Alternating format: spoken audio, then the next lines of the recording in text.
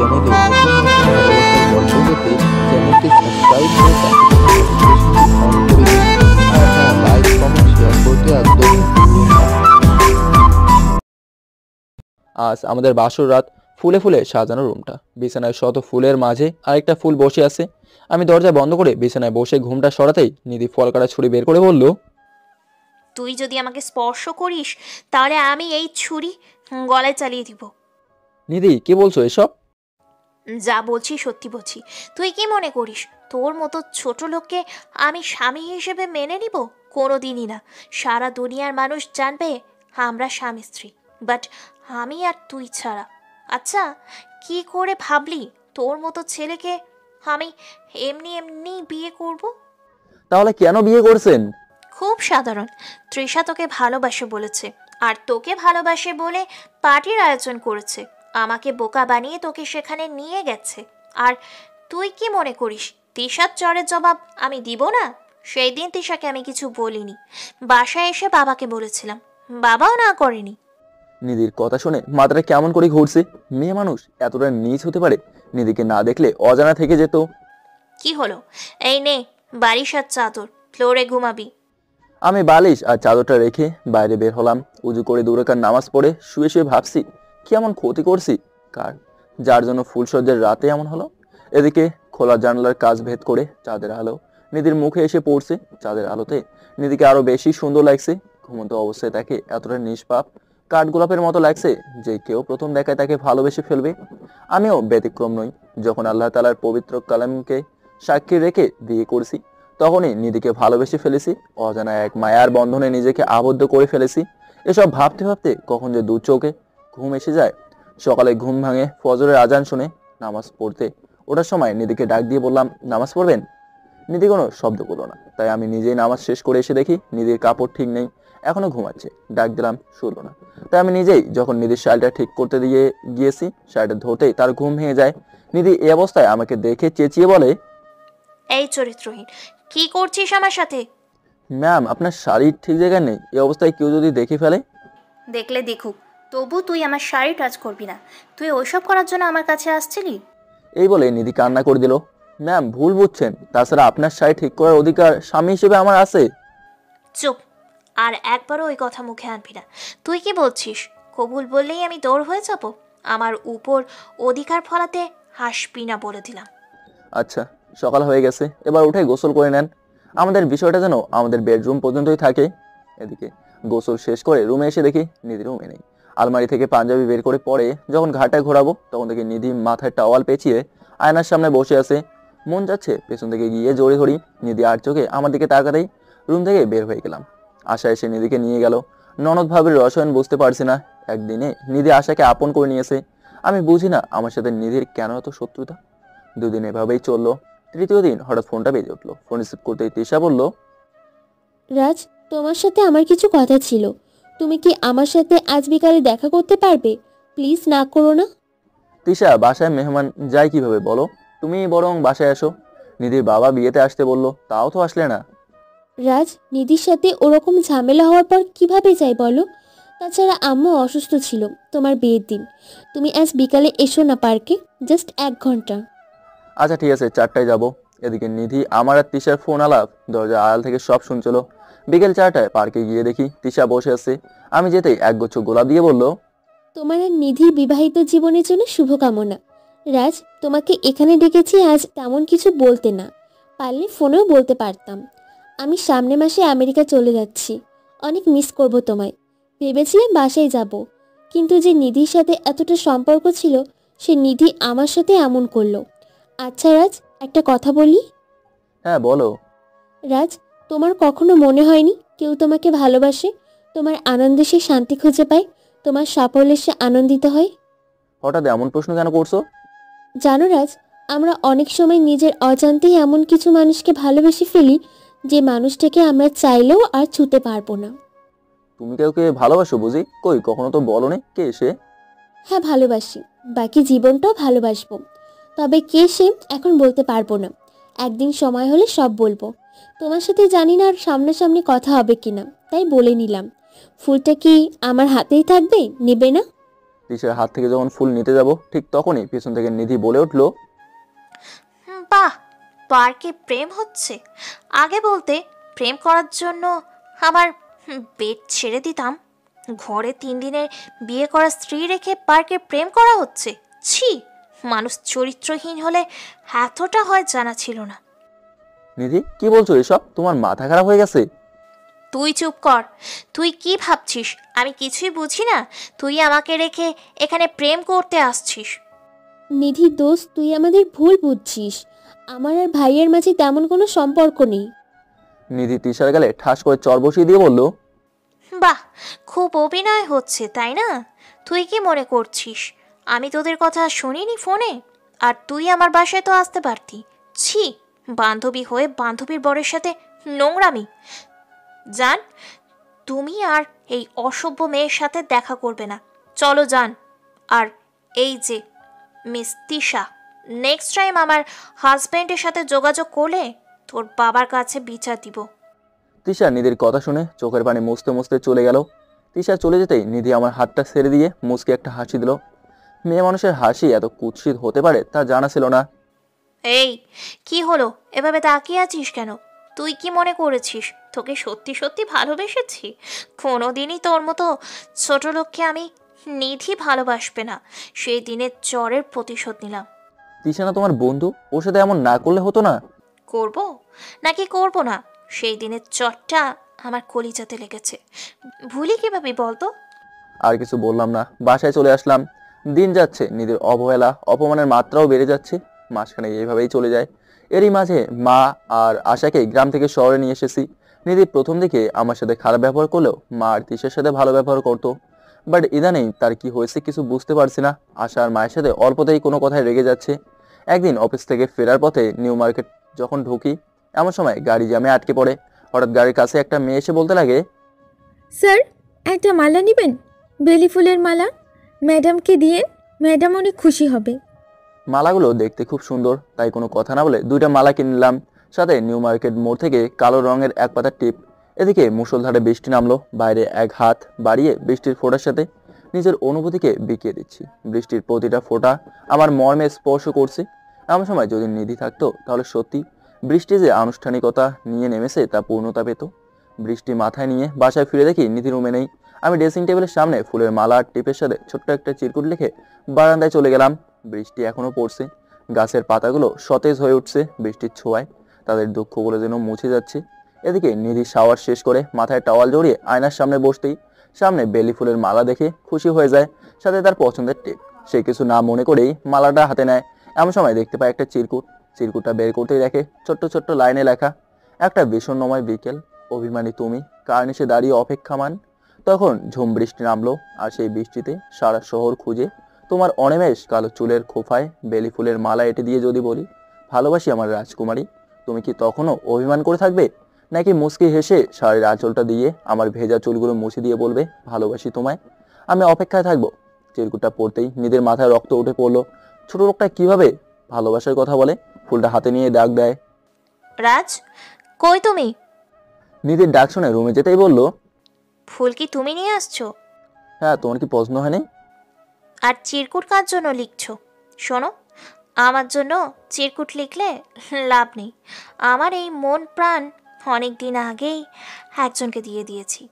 যদিও লিখতে হয় তাহলে তোমার জানেমান তৃষাকে নিয়ে লিখো।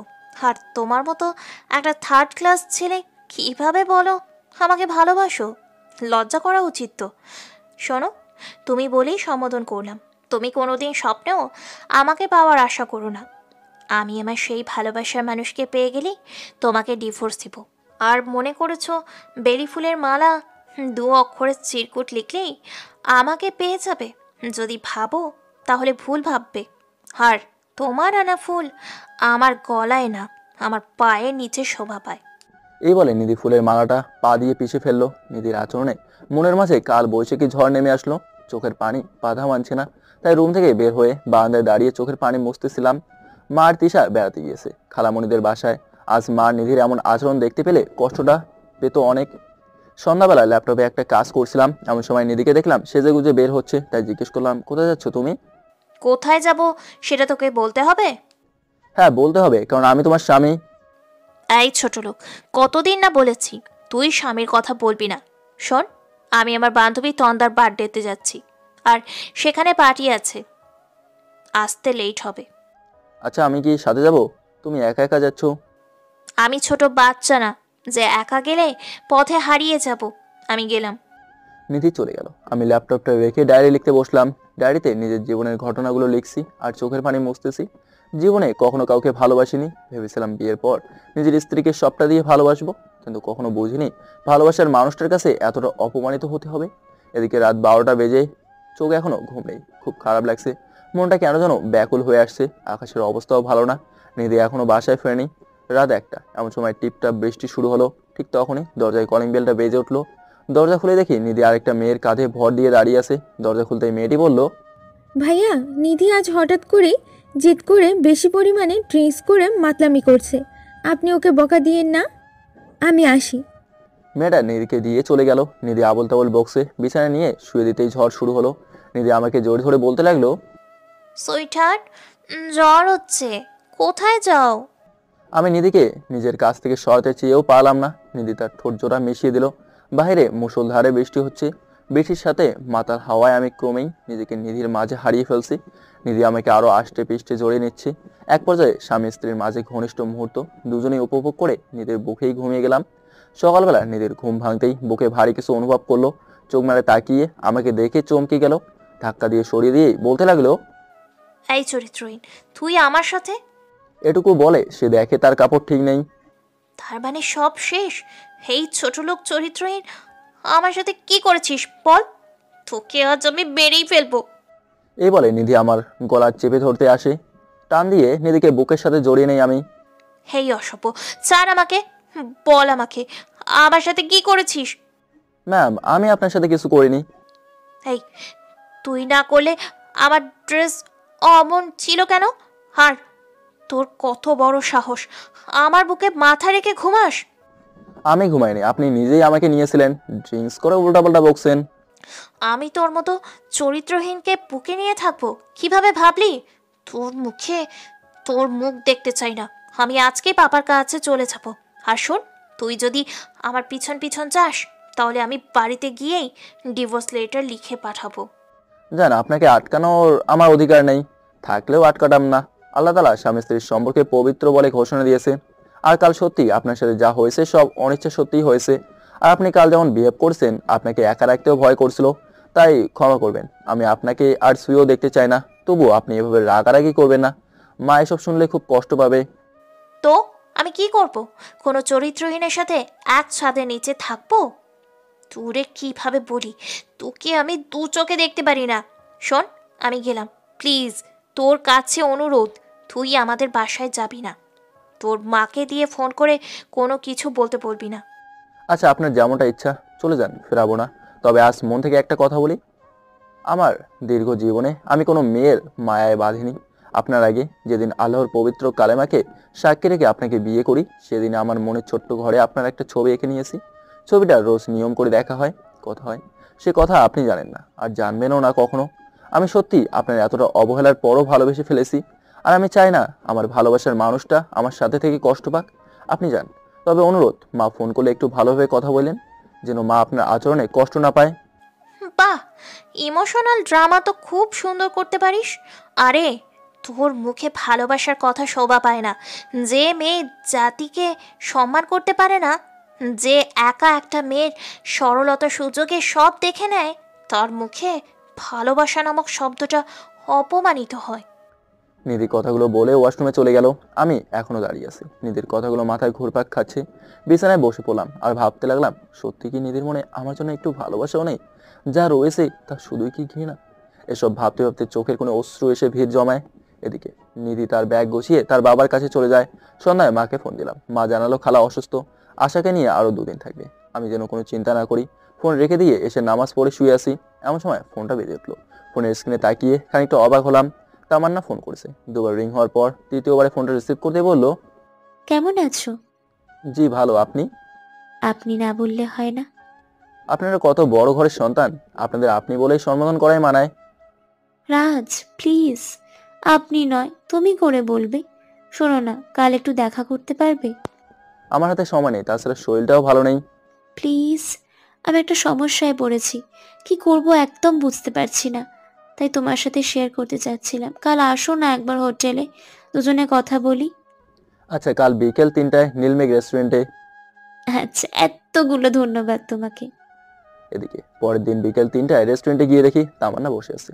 আমি গিয়ে তার অপর পাশে বসলাম। একবার চোকাচোকি হলো। আমি টেবিলে রাখা একটা টিস্যু নিয়ে কপালের ঘাম মুছতে মুছতে বললাম, তামান্না, কি যেন বলতে চেয়েছিলে? আমি অনেক বড় বিপদে আছি, তুমি আমাকে প্লিজ বাঁচাও। আশ্চর্য, এমন করছো কেন? বলো, কি হয়েছে?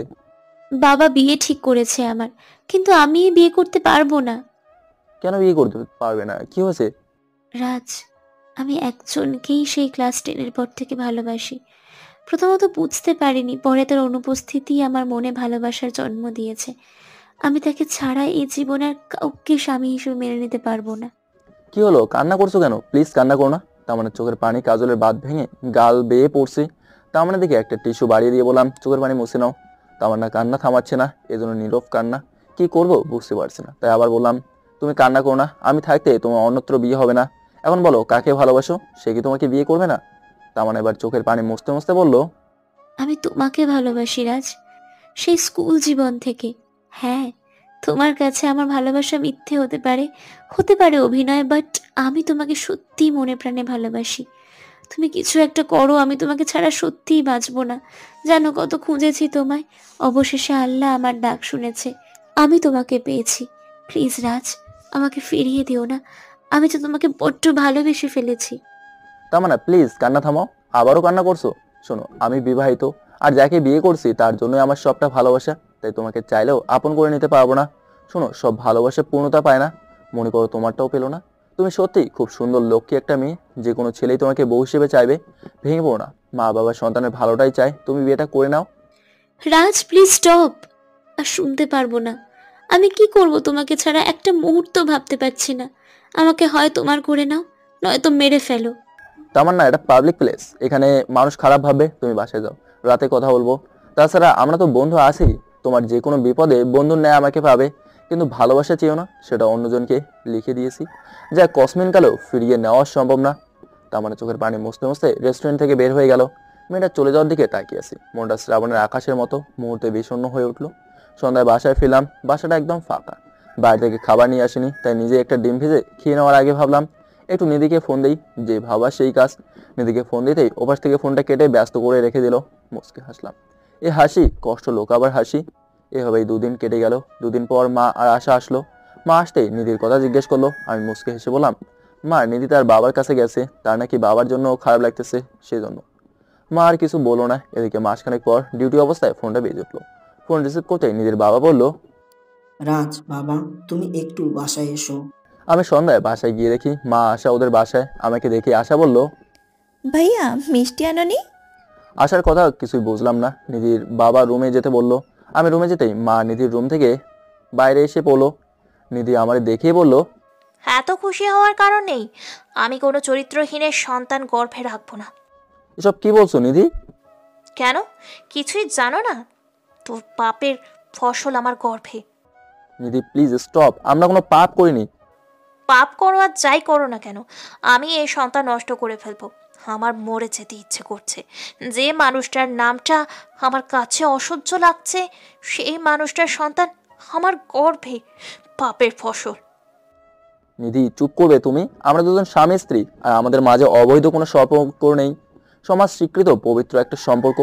হ্যাঁ, আমি জানি তুমি আমাকে ঘৃণা করো, সারা জীবন ঘৃণা করো, তাতেও কোনো সমস্যা নেই। কিন্তু তোমার গর্ভে বেড়ে ওঠা নিষ্পাপ সন্তানটাকে কলঙ্কের লেপন দিও না। তোমার প্রতি আমার অনুরোধ। হ্যাঁ, চুপ কর। কিসের বিয়ে? আমি কোনো বিয়ে মানি না। আর তুই আমাকে ডিভোর্স দিবি, তাও এই মাসের মাঝেই। আমি কতবার বলবো, আমি একজনকে ভালোবাসি। আমার মন প্রাণ জুড়ে তারই বসবাস। তাকে ছাড়া হে মনের আসনে কাউকে বসাতে পারবো না। নিধির কথাগুলো আমার বুককে কাটার মতো লাগছে। চোখের পানি কোনো রকম ধরে রেখে বললাম, নিধি, তুমি কাকে ভালোবাসো? আমাকে বলো, আমি তোমাদের দুজনকে এক করার জন্য যা করার করব। সেটা তোর মতো চরিত্রহীনকে বলতে হবে না, যে আমার জীবনটাকে নরক বানিয়ে দিয়েছে। পারলে আমাকে ডিভোর্স দে, যদি এতই ভালোবাসিস। নিধি, তুমি যদি অন্য কাউকেই ভালোবাসো তাহলে আমাকে কেন বিয়ে করলে? আর তুমি কাউকে এতটা ভালোবাসো সেটা কি আমাকে বলতে পারলে না? জানো আমার মা তোমাকে কতটা ভালোবাসে, নিজের মেয়ের মতো মনে করে। এই ছোট লোক, ড্রামা অফ কর। আমাকে সামনে মাসে 25 তারিখের মাঝে ডিভোর্স দিবি। নিধি, তুমি প্রেগনেন্ট, এই অবস্থায় তোমাকে কিভাবে ডিভোর্স দেই? আর তোমাকে একবার ডিভোর্স দিলেও তুমি তোমার ভালোবাসার মানুষকে বিয়ে করতে পারবে না। প্রচলিত আইন বলো বা আমাদের ধর্ম বলো, তাই বলছি তুমি যা বলবে আমি সব শুনবো। শুধু একটা বছর সময় দাও, তোমাকে বলতে হবে না, আমি নিজেই তোমাকে ডিভোর্স দিয়ে দেবো, প্রমিস। 1 বছর? আশ্চর্য, তুই কিভাবে ভাবলি আমি তোর মতো একটা চরিত্রহীনের সাথে 1 বছর থাকবো? আমি বেবি নষ্ট করে ফেলবো, তাহলেই তো সব সম্ভব।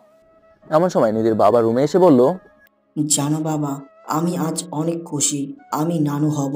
এই বাড়িতে বহুদিন পর আজ খুশির মাতম। সামনের শুক্রবারে ছোটখাটো একটা অনুষ্ঠান করব। আর তুমি এ সময়টাই আমার পাগলি মেয়েটার পাশে থেকো। ও বড্ড পাগলি, তোমার ওর পাশে থাকা জরুরি। জি বাবা। আচ্ছা মা, তোরা কথা বল, আমি একটু বাইরে যাচ্ছি। আর হ্যাঁ রাজ, তুমি তোমার মাকে বইলো না। নিধি বললে খুশির খবরটা বললে অনেক খুশি হবে। আচ্ছা মা, ফোন করে বলিস কিন্তু। কথাগুলো বলে সিনহা সাহেব বের হয়ে গেল। নিধির বাবা চলে যাওয়ার পরেই আম্মুর ফোন রিসিভ করতেই বলল, বাবা রাজ, বৌমাকে কোন দিন বাসায় নিয়ে আসবি? নিধিকে ছাড়া বাসাটা একদম খালি খালি লাগে। আমি কোনো কথা না বলে ফোনটা নিধির দিকে বাড়িয়ে দিলাম। নিধি ফোনটা হাতে নিয়ে সালাম দিতেই ওপাশ থেকে মা বলল, আমার মাটা কি অভিমান করেছে আমার উপর? 2 সপ্তাহ হয়ে যাচ্ছে তার সন্তানের কাছে আসছে না যে। না মা, আমার শরীরটাও বেশি ভালো না, ভাবছি কাল পরশুর মাঝেই যাব। কি বললে? তোমার শরীর ভালো না? আগে বলনি কেন? ও, আমাকে পর মনে হয়। না মা, আপনার জন্য খুশির খবর আছে, আপনি দাদি হতে যাচ্ছেন। আলহামদুলিল্লাহ, সত্যি বলছো মা? আমি বিশ্বাস করতে পারছি না। আচ্ছা মা, তুমি রেস্ট নাও, আমি তোমাকে নিয়ে আসতে যাব। এখন রাখি। মা ফোন রেখে দিতেই নিধির দিকে তাকালাম। নিধিকে অন্যান্য দিনের তুলনায় আজ অন্যরকম সুন্দর লাগছে। মনে হচ্ছে সমস্ত সৌন্দর্য এসে নিধির উপর ভর করছে। যতবার তাকে দেখি ততবারই আমি তার প্রেমে পড়ি। জানি না তার মায়া ভরা আঁখিতে কি জাদু আছে। কি হলো, ওভাবে তাকিয়ে আছিস কেন? তোর মায়ের সাথে ভালো ব্যবহার করলাম বলেই ভেবে নিস না যে আমি তোর সাথে ঘর করব। আর শোন, আমার এক কথায়, আমি এই মাসেই ডিভোর্স চাই। আর যদি গর্ভের সন্তানের কোনো প্রবলেম হয় তাহলে নষ্ট করে ফেলবো। এমনিতেও তোর মতো আরেকটা চরিত্রহীনের জন্ম দেওয়ার ইচ্ছা নাই। নিধির কথায় মুচকি হাসলাম, কিছু বললাম না। রাতে বিছানায় শুয়ে শুয়ে ভাবছি, যে করেই হোক আমার সন্তানটাকে বাঁচাতেই হবে। আমাদের ভুলের জন্য সে কেন শাস্তি পাবে? তার তো কোনো অপরাধ নেই। নিজের কাছে নিজেকেই ছোট লাগছে। সেদিন কেন যে নিজের অজান্তে অত বড় ভুল করলাম। এদিকে নিধির চোখে ঘুম নেই। ফোনটা বের করে তার ভালোবাসার মানুষের আইডিতে যেতেই সে আবারও বিস্মিত হলো, সাথে রাগও হলো।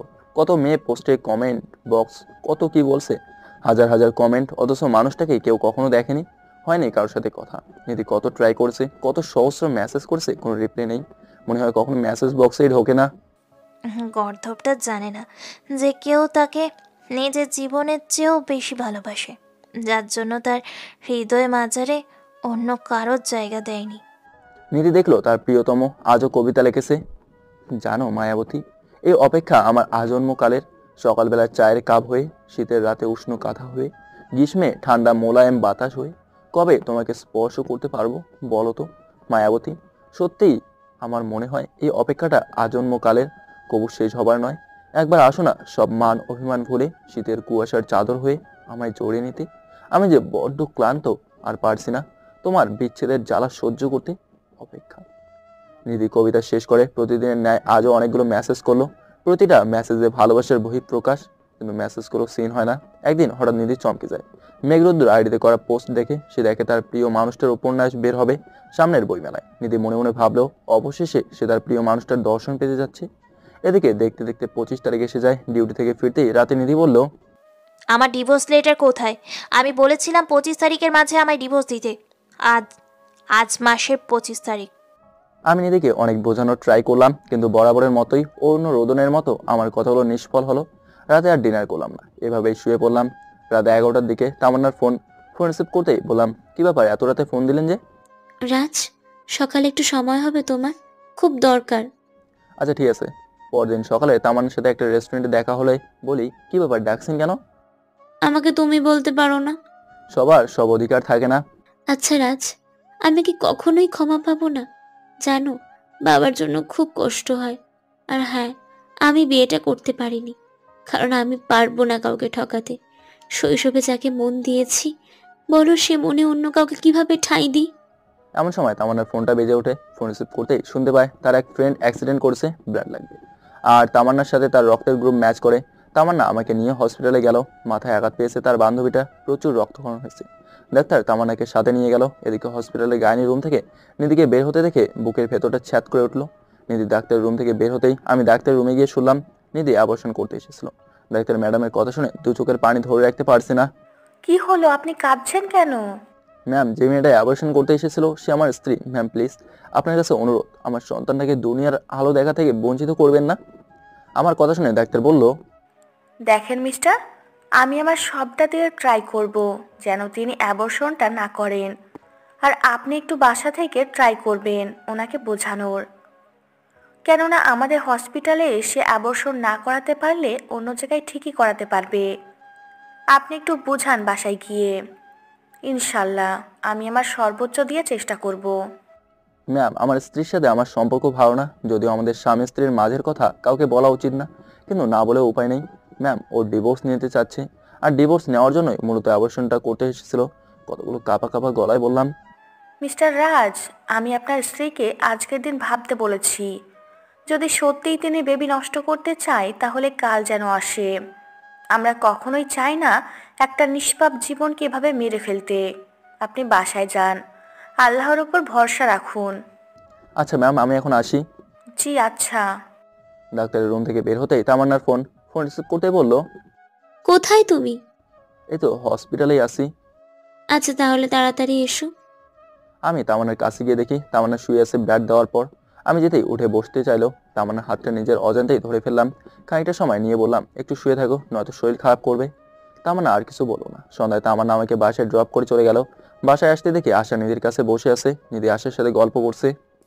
আচ্ছা ভাবি, তোমার ছেলে হলে কি নাম রাখবে আর মেয়ে হলে কি নাম রাখবে? কি বলছো এসব? ছেলে হবে না মেয়ে হবে আমি কিভাবে জানবো? কিছুদিন পরে তো আল্ট্রাসোনোগ্রাফি করে জানা যাবে ছেলে না মেয়ে হবে। বলো না ভাবি, কি নাম রাখবে? জানো ভাবি, মেয়ে না ভাইয়া অনেক পছন্দ করে। ও আচ্ছা, তাই বুঝি। তবে আমার ছেলে পছন্দ। যদি ছেলে হয় তাহলে নাম রাখবো কাব্য। অনেক সুন্দর নাম। তা ভাবি, মেয়ে হলে কিন্তু রায়সা রাখবে। আর রায়সা নামটা ভাইয়ারও অনেক পছন্দের নাম। ও তাই নাকি? পাকা পাকা গল্প হচ্ছে। তোমার পড়াশোনার কি অবস্থা? ভালো। আমি দরজা দাঁড়িয়ে ননদ ভাবির কথোপকথন শুনছি আর মনে মনে ভাবছি, মানুষ কতটা বহুরূপী হতে পারে। আমার সামনে বসা মেয়েটা যে তার ভেতরেই বেড়ে ওঠা ছোট্ট প্রাণটাকে বড় হওয়ার আগেই নষ্ট করার জন্য হসপিটালে গিয়েছিল, সেই মানুষটা আশার সামনে কত সাবলীল অভিনয় করে যাচ্ছে। আমাকে দরজায় দাঁড়িয়ে থাকতে দেখে আশা বলল, ভাইয়া তুমি কখন এলে? এই তো মহারানী, এইমাত্র আসলাম। ভাইয়া জানো, তোমাকে নিয়ে আর ছোট্ট বাবুকে নিয়ে কথা হচ্ছিল। ছোট্টবাবু কোথায় পেলে? বারে, তোমাদের বেবি হবে না? আমার না, তোর ভাবির হবে বলে হেসে দিলাম। আশার কিছু না বলে চলে গেল। আশা চলে গেলে ড্রেসটা পাল্টিয়ে বেনি ফুলের মালাটা ড্রেসিং টেবিলের সামনে রেখে দিলাম, আর ছোট্ট একটা চিরকুট লিখে বেলি ফুলের মালার নিচে রেখে দিলাম। নিধি প্রতিদিন সন্ধ্যার পর সাজতে বসে, আর সাজার একমাত্র কারণ হচ্ছে আমাকে কষ্ট দেওয়া। সে চায় আমি যেন তার প্রতি আকৃষ্ট হই, আমি যেন তার রূপ যৌবন দেখেও তাকে ছুতে না পারি। কিন্তু সে জানে না তার চোখের নিচে কাজলের ছয়টা, কপালের মাঝখানটায় ছোট্ট টিপে আমি বারবার প্রেমে পড়ি। তার আঁকি পল্লবে তাকিয়ে থেকে আমার এই জীবন পার করে দিতে পারি। রাত 10টা হবে, শুয়েছি। আকাশের চাঁদটা আজ মেঘের আড়ালে ঢাকা পড়ে গেছে, আর অভিমানী আকাশ তার অভিমানকে বৃষ্টির ফোঁটায় ফোঁটায় অবিরাম ঝরাতে লাগলো। জানালা ভেদ করে আসছে ঠান্ডা বাতাস। মনে হচ্ছে প্রকৃতি আজ নতুন রূপে সেজেছে। হঠাৎ নিধি বিছানা থেকে উঠে ড্রেসিং টেবিলের সামনে বসলো প্রতিদিনের মতো, কিন্তু আজ ড্রেসিং টেবিলে রাখা বেলি ফুলের মালা দেখে খানিকটা বিস্মিত হলো। মার হাতে তুলে নিতেই দেখতে পেল ছোট্ট একটা কাগজ। কাগজটা খুলে দেখলো নীল কালিতে ছোট্ট অক্ষরে লেখা, পড়া হাসিটা মোলায়েম আর পৌড়ে শাড়ির ভাঁজ থেকে বেরিয়ে আসা চাপার সুঘ্রাণটা আমার মন কাটছে। প্রিয় মিনময়ী, ঠিকানা তো দিতেই পারো, এবার চিঠি লিখে জমা করব। মেঘের খামে লেখা চিঠিগুলোর একমাত্র প্রাপক বানাবো তোমায়। চিরকুট পরেই নিজের মাথায় রক্ত উঠে পড়লো মনে হয়। ফুলের মালাটা টান দিয়ে ছিঁড়ে আমার গায়ের উপর ছুঁড়ে মেরে বলল, এই ছোট লোক, তোর কি করে সাহস হয় চিরকুট লেখা? তোকে বলেছিলাম না আমাকে ডিভোর্স দিতে? তোকে আমিই ডিভোর্স দিতাম, কিন্তু বাবার জন্য দিতে পারছি না, তাই বলছি আমাকে কালই ডিভোর্স দিবি। নিধি চিৎকার করো না, মা শুনতে পাবে। শুনলে আমার কি? তোর মতো চরিত্রহীনের সাথে সংসার করাচ্ছে মরে যাওয়া ভালো। শুন, আমি কালকেই বাচ্চা নষ্ট করব। নিধি চুপ করো, মা শুনবে। জানো মা আশা কত স্বপ্ন দেখছে আমাদের বাবু নিয়ে। পারবা মায়ের মনে কষ্ট দিতে? আমি তোমাকে কথা দিচ্ছি, তোমাকে ডিভোর্স দেবো। আমি নিজেই তোমাকে তোমার ভালোবাসার মানুষের সাথে মিলিয়ে দেবো। বাহ, তুই কি করে ভাবলি আমার সে সন্তান সহ আমাকে মেনে নিবে? আর আমি কোনো চরিত্রহীনের সন্তানের মা হতে পারবো না। আমার নিজের একটা ফিউচার আছে। নিধি আমি কোনোদিন আমাদের সন্তান হলে সে সন্তানকে তার মায়ের পরিচয় দেবো না। তুমি তবু নিষ্পাপ সন্তানটাকে আমার ভুলের শাস্তি দিও না। আমি তোমার পায়ে পড়ি, নয়তো আমি নিজেকে ক্ষমা করতে পারবো না। আমি কথা দিচ্ছি, বেবি হলে সে বেবিকে নিয়ে তোমার থেকে অনেক দূরে চলে যাব। তোমার পায়ে পড়ি, বাবুরের জীবন তোমার কাছে ভিক্ষা চাই। নিধি ঠাস করে গালে চর বসিয়ে দিয়ে বললে, তুই বেশি বাড়াবাড়ি করলে আমি কাল তোর মাকে বলবো আমার বাচ্চা তুই নষ্ট করেছিস। তুই কি চাস এসব? নাকি তোর মা জানুক বাচ্চা এমনিতেই নষ্ট হয়ে গেছে? অপশন তোর কাছে, আজকের রাতটা সময়। আর হ্যাঁ, আমি কাল ডাক্তারের কাছে গিয়েছিলাম বাচ্চা অ্যাবর্শনের জন্য। ডাক্তার সকালে যেতে বলেছে। নিধির কথা শুনে বুকের ভেতরটা ছ্যাদ করে উঠলো। মনে হচ্ছে কালবৈশাখী ঝড় আমার হৃদয়ে কুড়ে ঘরটাকে দুমড়ে মুচড়িয়ে দিচ্ছে। কি হলো? তুই আমাকে ডিভোর্স দিবি কিনা বল। নিধি চিৎকার করো না, আমি প্রমিস করছি তোমাকে ডিভোর্স দেবো, আর তোমার সাথে দেখাও করবো না যতদিন না আমাদের ডিভোর্স হয়। তবে বাবুটা নষ্ট করো না। আমি স্বামী হয়ে তোমার পায়ে পড়ি, আমি তোমার সব শর্তেই রাজি। যদি আমার প্রাণটা দিয়ে দিতে বলো তবুও দিয়ে দেবো, কিন্তু আমাদের অনাগত সন্তানকে নষ্ট করো না। নিজেকে কোনোদিন ক্ষমা করতে পারবো না, আর আমি কোনোদিন ভালোবাসার কথাও বলবো না। নিজের মাঝেই সমস্ত ভালোবাসা দাফন করে দেবো। এই ছোট লোক, তোর অনুরোধে ভেবেছিস আমার মন গলে যাবে? কখনোই না। এখন আমাকে ঘুমাতে দে। নিধি শুয়ে পড়লো। আমি চাদর বিছিয়ে ফ্লোরে শুয়ে আছি আর মনে মনে আল্লাহর কাছে প্রার্থনা করছি, হে আল্লাহ তুমি নিষ্পাপ শিশুটাকে রক্ষা করো। সকালে নিধি আমার সমস্ত অনুরোধ অগ্রাহ্য করে হসপিটালে যায় বাচ্চা অপারেশন করতে। নিধিকে ডাক্তার মিনময়ী দেখে মুচকি হেসে বলল, বসেন মিস নিধি। তা কি ভাবলেন, রাতভর সত্যিই কি আপনি আবর্ষণ করাবেন? হ্যাঁ, আমি সব ভেবেই সিদ্ধান্ত নিয়েছি, আমি বাচ্চাটাকে নষ্ট করে ফেলবো। ও আচ্ছা, আপনাকে ডাক্তার হিসেবে নয়, আপনার বোন হিসেবে কিছু কথা বলতে চাই। বলেন। জানেন আমার বিয়ে হয়েছে 4 বছর হলো। বাচ্চা নেওয়ার অনেক ট্রাই করেছি, কিন্তু আল্লাহ আমার মাতৃত্বকে কেড়ে নিয়েছে। জানেন যখন আমার সামনে কোনো বাচ্চা তার মাকে মা বলে দৌড়ে জড়িয়ে ধরে, তখন বুকের ভেতরটা কেমন কেঁপে ওঠে। আপনি আমার বোন হন, আপনি আপনার বাচ্চাটা নষ্ট করেন না। আপনার বেবিটা আমি নিতে চাই, মায়ের মতো আদর স্নেহে বড় করতে চাই। প্লিজ না করবেন না। আর আপনি যদি বেবিটা নষ্ট করেন, তাহলে আল্লাহর কাছে শেষ বিচারের দিন নিজেকে কিভাবে দাঁড় করাবেন? কয়েকটা মাস আমার এই আর্তনাদ ফিরিয়ে দিবেন না। আচ্ছা, দিতে পারি, একটা শর্তে। কি শর্ত? বেবি যখন হবে তখন বলবেন সবাইকে যে আমার মৃত বাচ্চা হয়েছে, আর এই বাচ্চা যেন কোনো দিন আমার আর আমার হাজব্যান্ডের পরিচয় না জানতে পারে। আচ্ছা বোন, আপনি যেমনটি বলবেন ঠিক তেমনটি হবে। আপনার নাম্বারটা দিয়ে যান, আপনার সাথে আমার নিয়মিত যোগাযোগ হবে। জি আচ্ছা। নিধি হসপিটাল থেকে বের হতেই ডাক্তার মিনময়ী আমাকে ফোন করে বলল, হ্যালো মিস্টার রাজ, আপনার স্ত্রী আমার কথায় রাজি হয়েছে। আপনি একটু আমার চেম্বারে আসবেন সময় করে। আচ্ছা ম্যাম, আল্লাহর কাছে লাখো কোটি শুক্রিয়া, সাথে আপনাকে অনেক অনেক ধন্যবাদ। ধন্যবাদ দিতে হবে না, আমাদের কাজই তো জীবন বাঁচানো। তারপরে আপনি যা করলেন আমি সারা জীবন আপনার প্রতি কৃতজ্ঞ থাকব। আচ্ছা, আমার জন্য দোয়া করবেন। এখন রাখছি, আল্লাহ হাফেজ। ডাক্তার মিনময়ী ফোন রাখতেই আমি আকাশ প্রাণে চাহিয়া দু চোখের অশ্রু বিসর্জন দিয়ে বললাম, হে আল্লাহ তুমি সত্যিই মহান। সন্ধ্যায় আমি বাসায় ফিরে দেখি নিধির রুমে শুয়ে আছে। আমি নিধির কাছে গিয়ে বললাম, ম্যাম আমার ডিভোর্সের জন্য উকিলের সাথে কথা বলেছি, কাল আমার সাথে আপনাকে একটু যেতে হবে। সত্যি? হ্যাঁ সত্যি, আর হ্যাঁ আপনি চাইলে আলাদাও থাকতে পারেন। না, তার প্রয়োজন নেই। এমন সময় আশা এক বাটি আচার এনে বলল, ভাবি, মা তোমার জন্য পাঠালো আমের আচার। নিধি আচারের বাটিটা থেকে আচার খাচ্ছে, সাথে আশাও। কি হলো ভাইয়া, চেয়ে থেকে লাভ নেই, তোমাকে দেওয়া হবে না। তা কেন দেবী, ভাই তো এখন পর হয়ে গেছে। না, পর কেন হবে? তবে এখন তোমার চেয়ে ভাবি বেশি আপন। আমাদের দল ভারী হচ্ছে। তোদের দল তো ভারী হবে, তোরাই সব, প্রধানমন্ত্রী, স্পিকার, শিক্ষামন্ত্রী সব। আমাদের কিছু বলার আছে? নিধি আর আশা আমার কথা শুনে হেসে দিল। রাতে শুয়েছি, অন্যান্য দিনের চেয়ে আজ মনটা অনেক ভালো। এদিকে নিধি শুয়ে শুয়ে ভাবছে আসলে কি কাজটা ঠিক হলো। সারাদিনের বিষয়টা তাকে খুব ভাবাচ্ছে। কেউ একজন একটা সন্তানের জন্য কত আর্তনাদ করতেছে, আর আমি সেই সন্তানকে নষ্ট করতে চেয়েছিলাম। দোষটা তো চরিত্রহীন রাজের, বাচ্চাটার নয়। এসব ভাবতে ভাবতে ফোন হাতে নিল নিধি। ফেসবুকে ঢুকতেই দেখে তার প্রিয় আইডিটার আজ নীলবাতি জ্বলছে। নিধি এক গাদা মেসেজ করলো, কিন্তু বরাবরের মতো মেসেজগুলো আনসেন, কোনো রিপ্লাই নাই। ফোনটা বুকের উপর রেখেই নিধি ঘুমিয়ে যায়। পরের দিন আমি নিধিকে নিয়ে বিকেলে ডিভোর্সের জন্য আবেদন করে আসি। যত দিন যাচ্ছে আমার প্রতি নিধির ঘৃণাবোধটা বেড়েই যাচ্ছে। শত অপমান সহ্য করেও আমি সবসময় নিধির পাশাপাশিই থাকি। এদিকে দেখতে দেখতে নিধির প্রেগনেন্সির 9 মাস চলে। আমি নিধির এই অবস্থায় আবেদন করে 1 মাস ছুটির জন্য পুরো সময় নিয়ে নিধির পাশে থাকতে পারি। নিধি এখন ঠিকমতো চলাফেরা করতে পারে না। মা সবসময় নিধিকে নিজের মেয়ের মতো আগলে রাখে। সবার কথা স্বপ্ন। দিনগুলো ভালোই কাটছিল। বিকেলে সেনাবাহিনীর একটা প্রোগ্রাম ছিল, সেখানে অ্যাটেন্ড করি।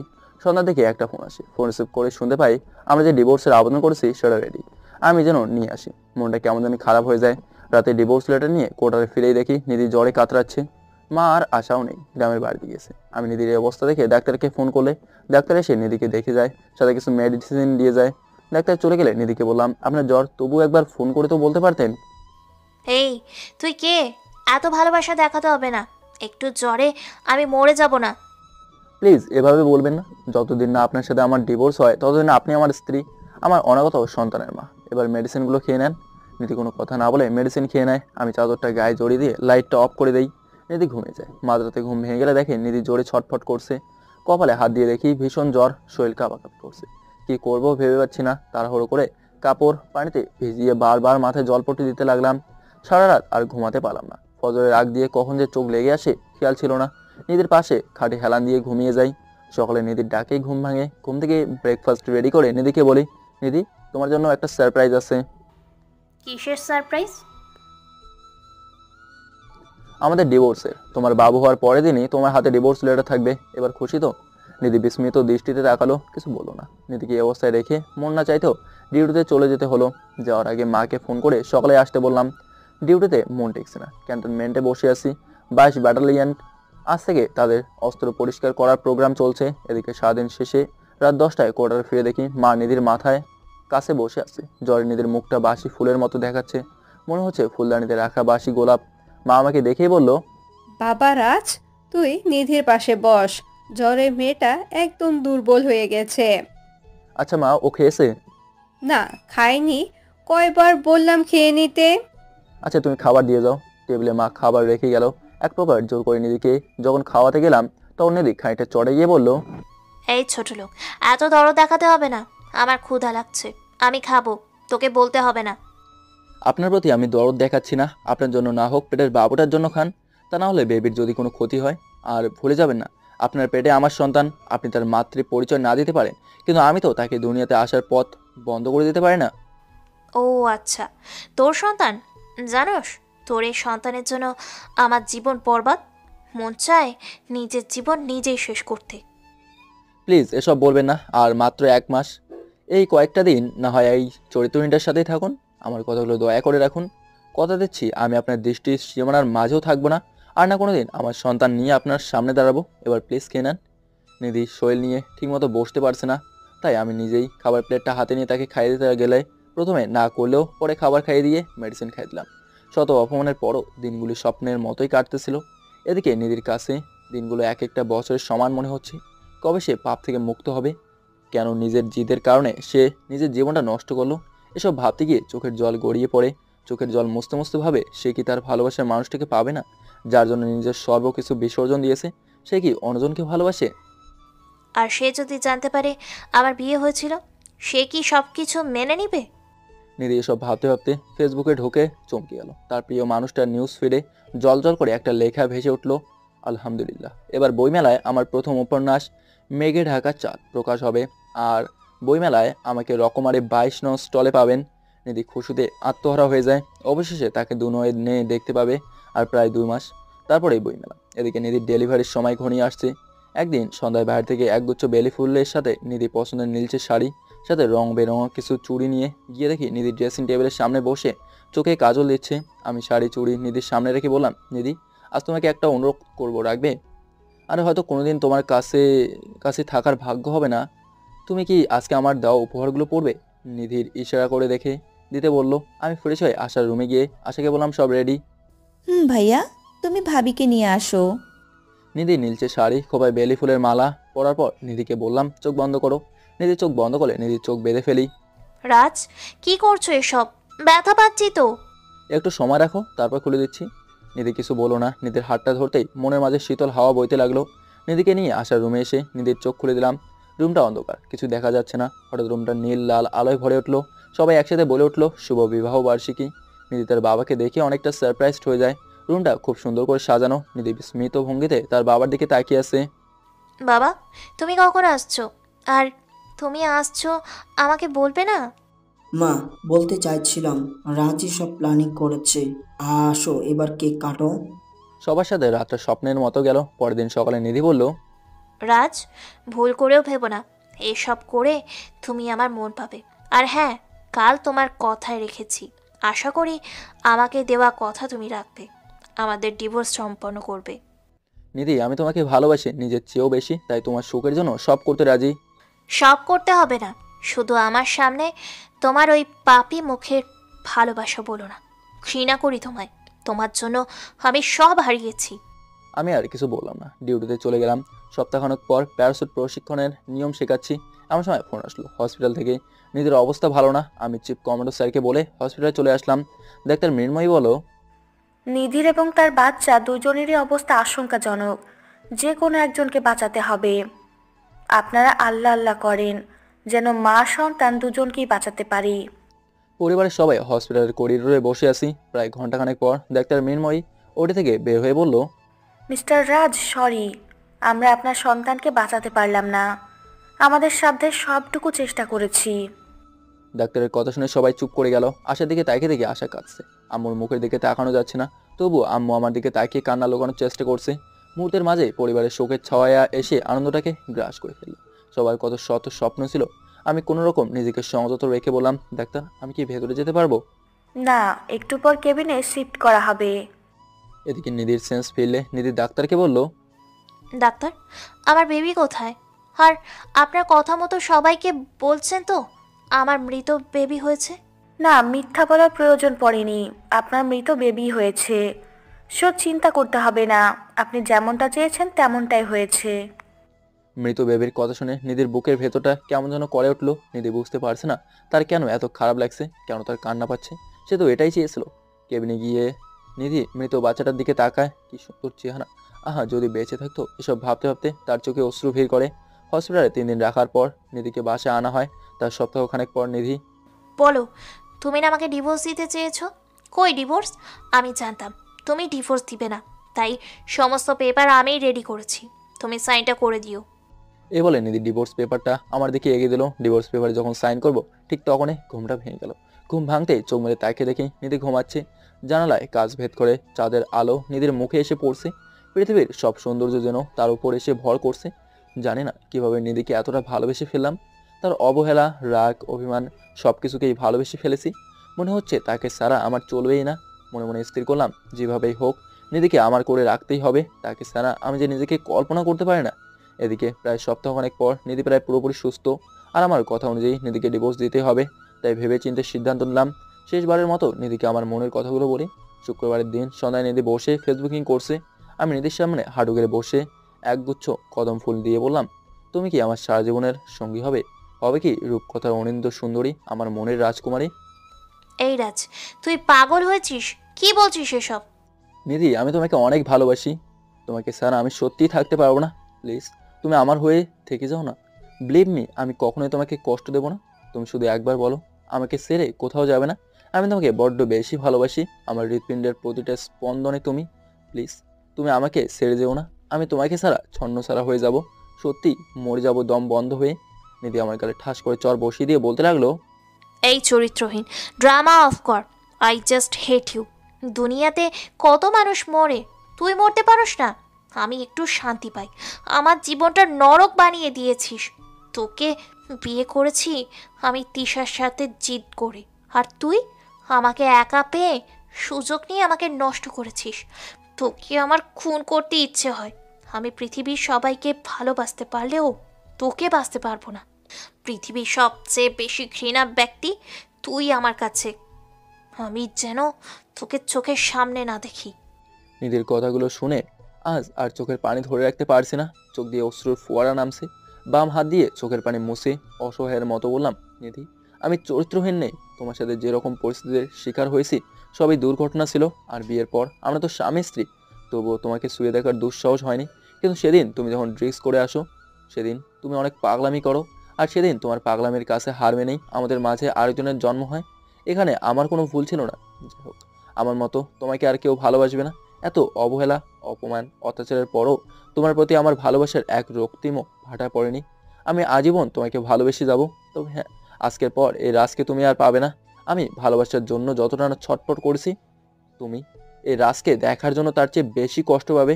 যে মানুষটা তোমাকে পাওয়ার জন্য ব্যাকুল ছিল, যার সাথে কুকুরের মতো ব্যবহার করেছো, তার জন্য একদিন কাঁদবে। সেদিন আর আমি থাকবো না।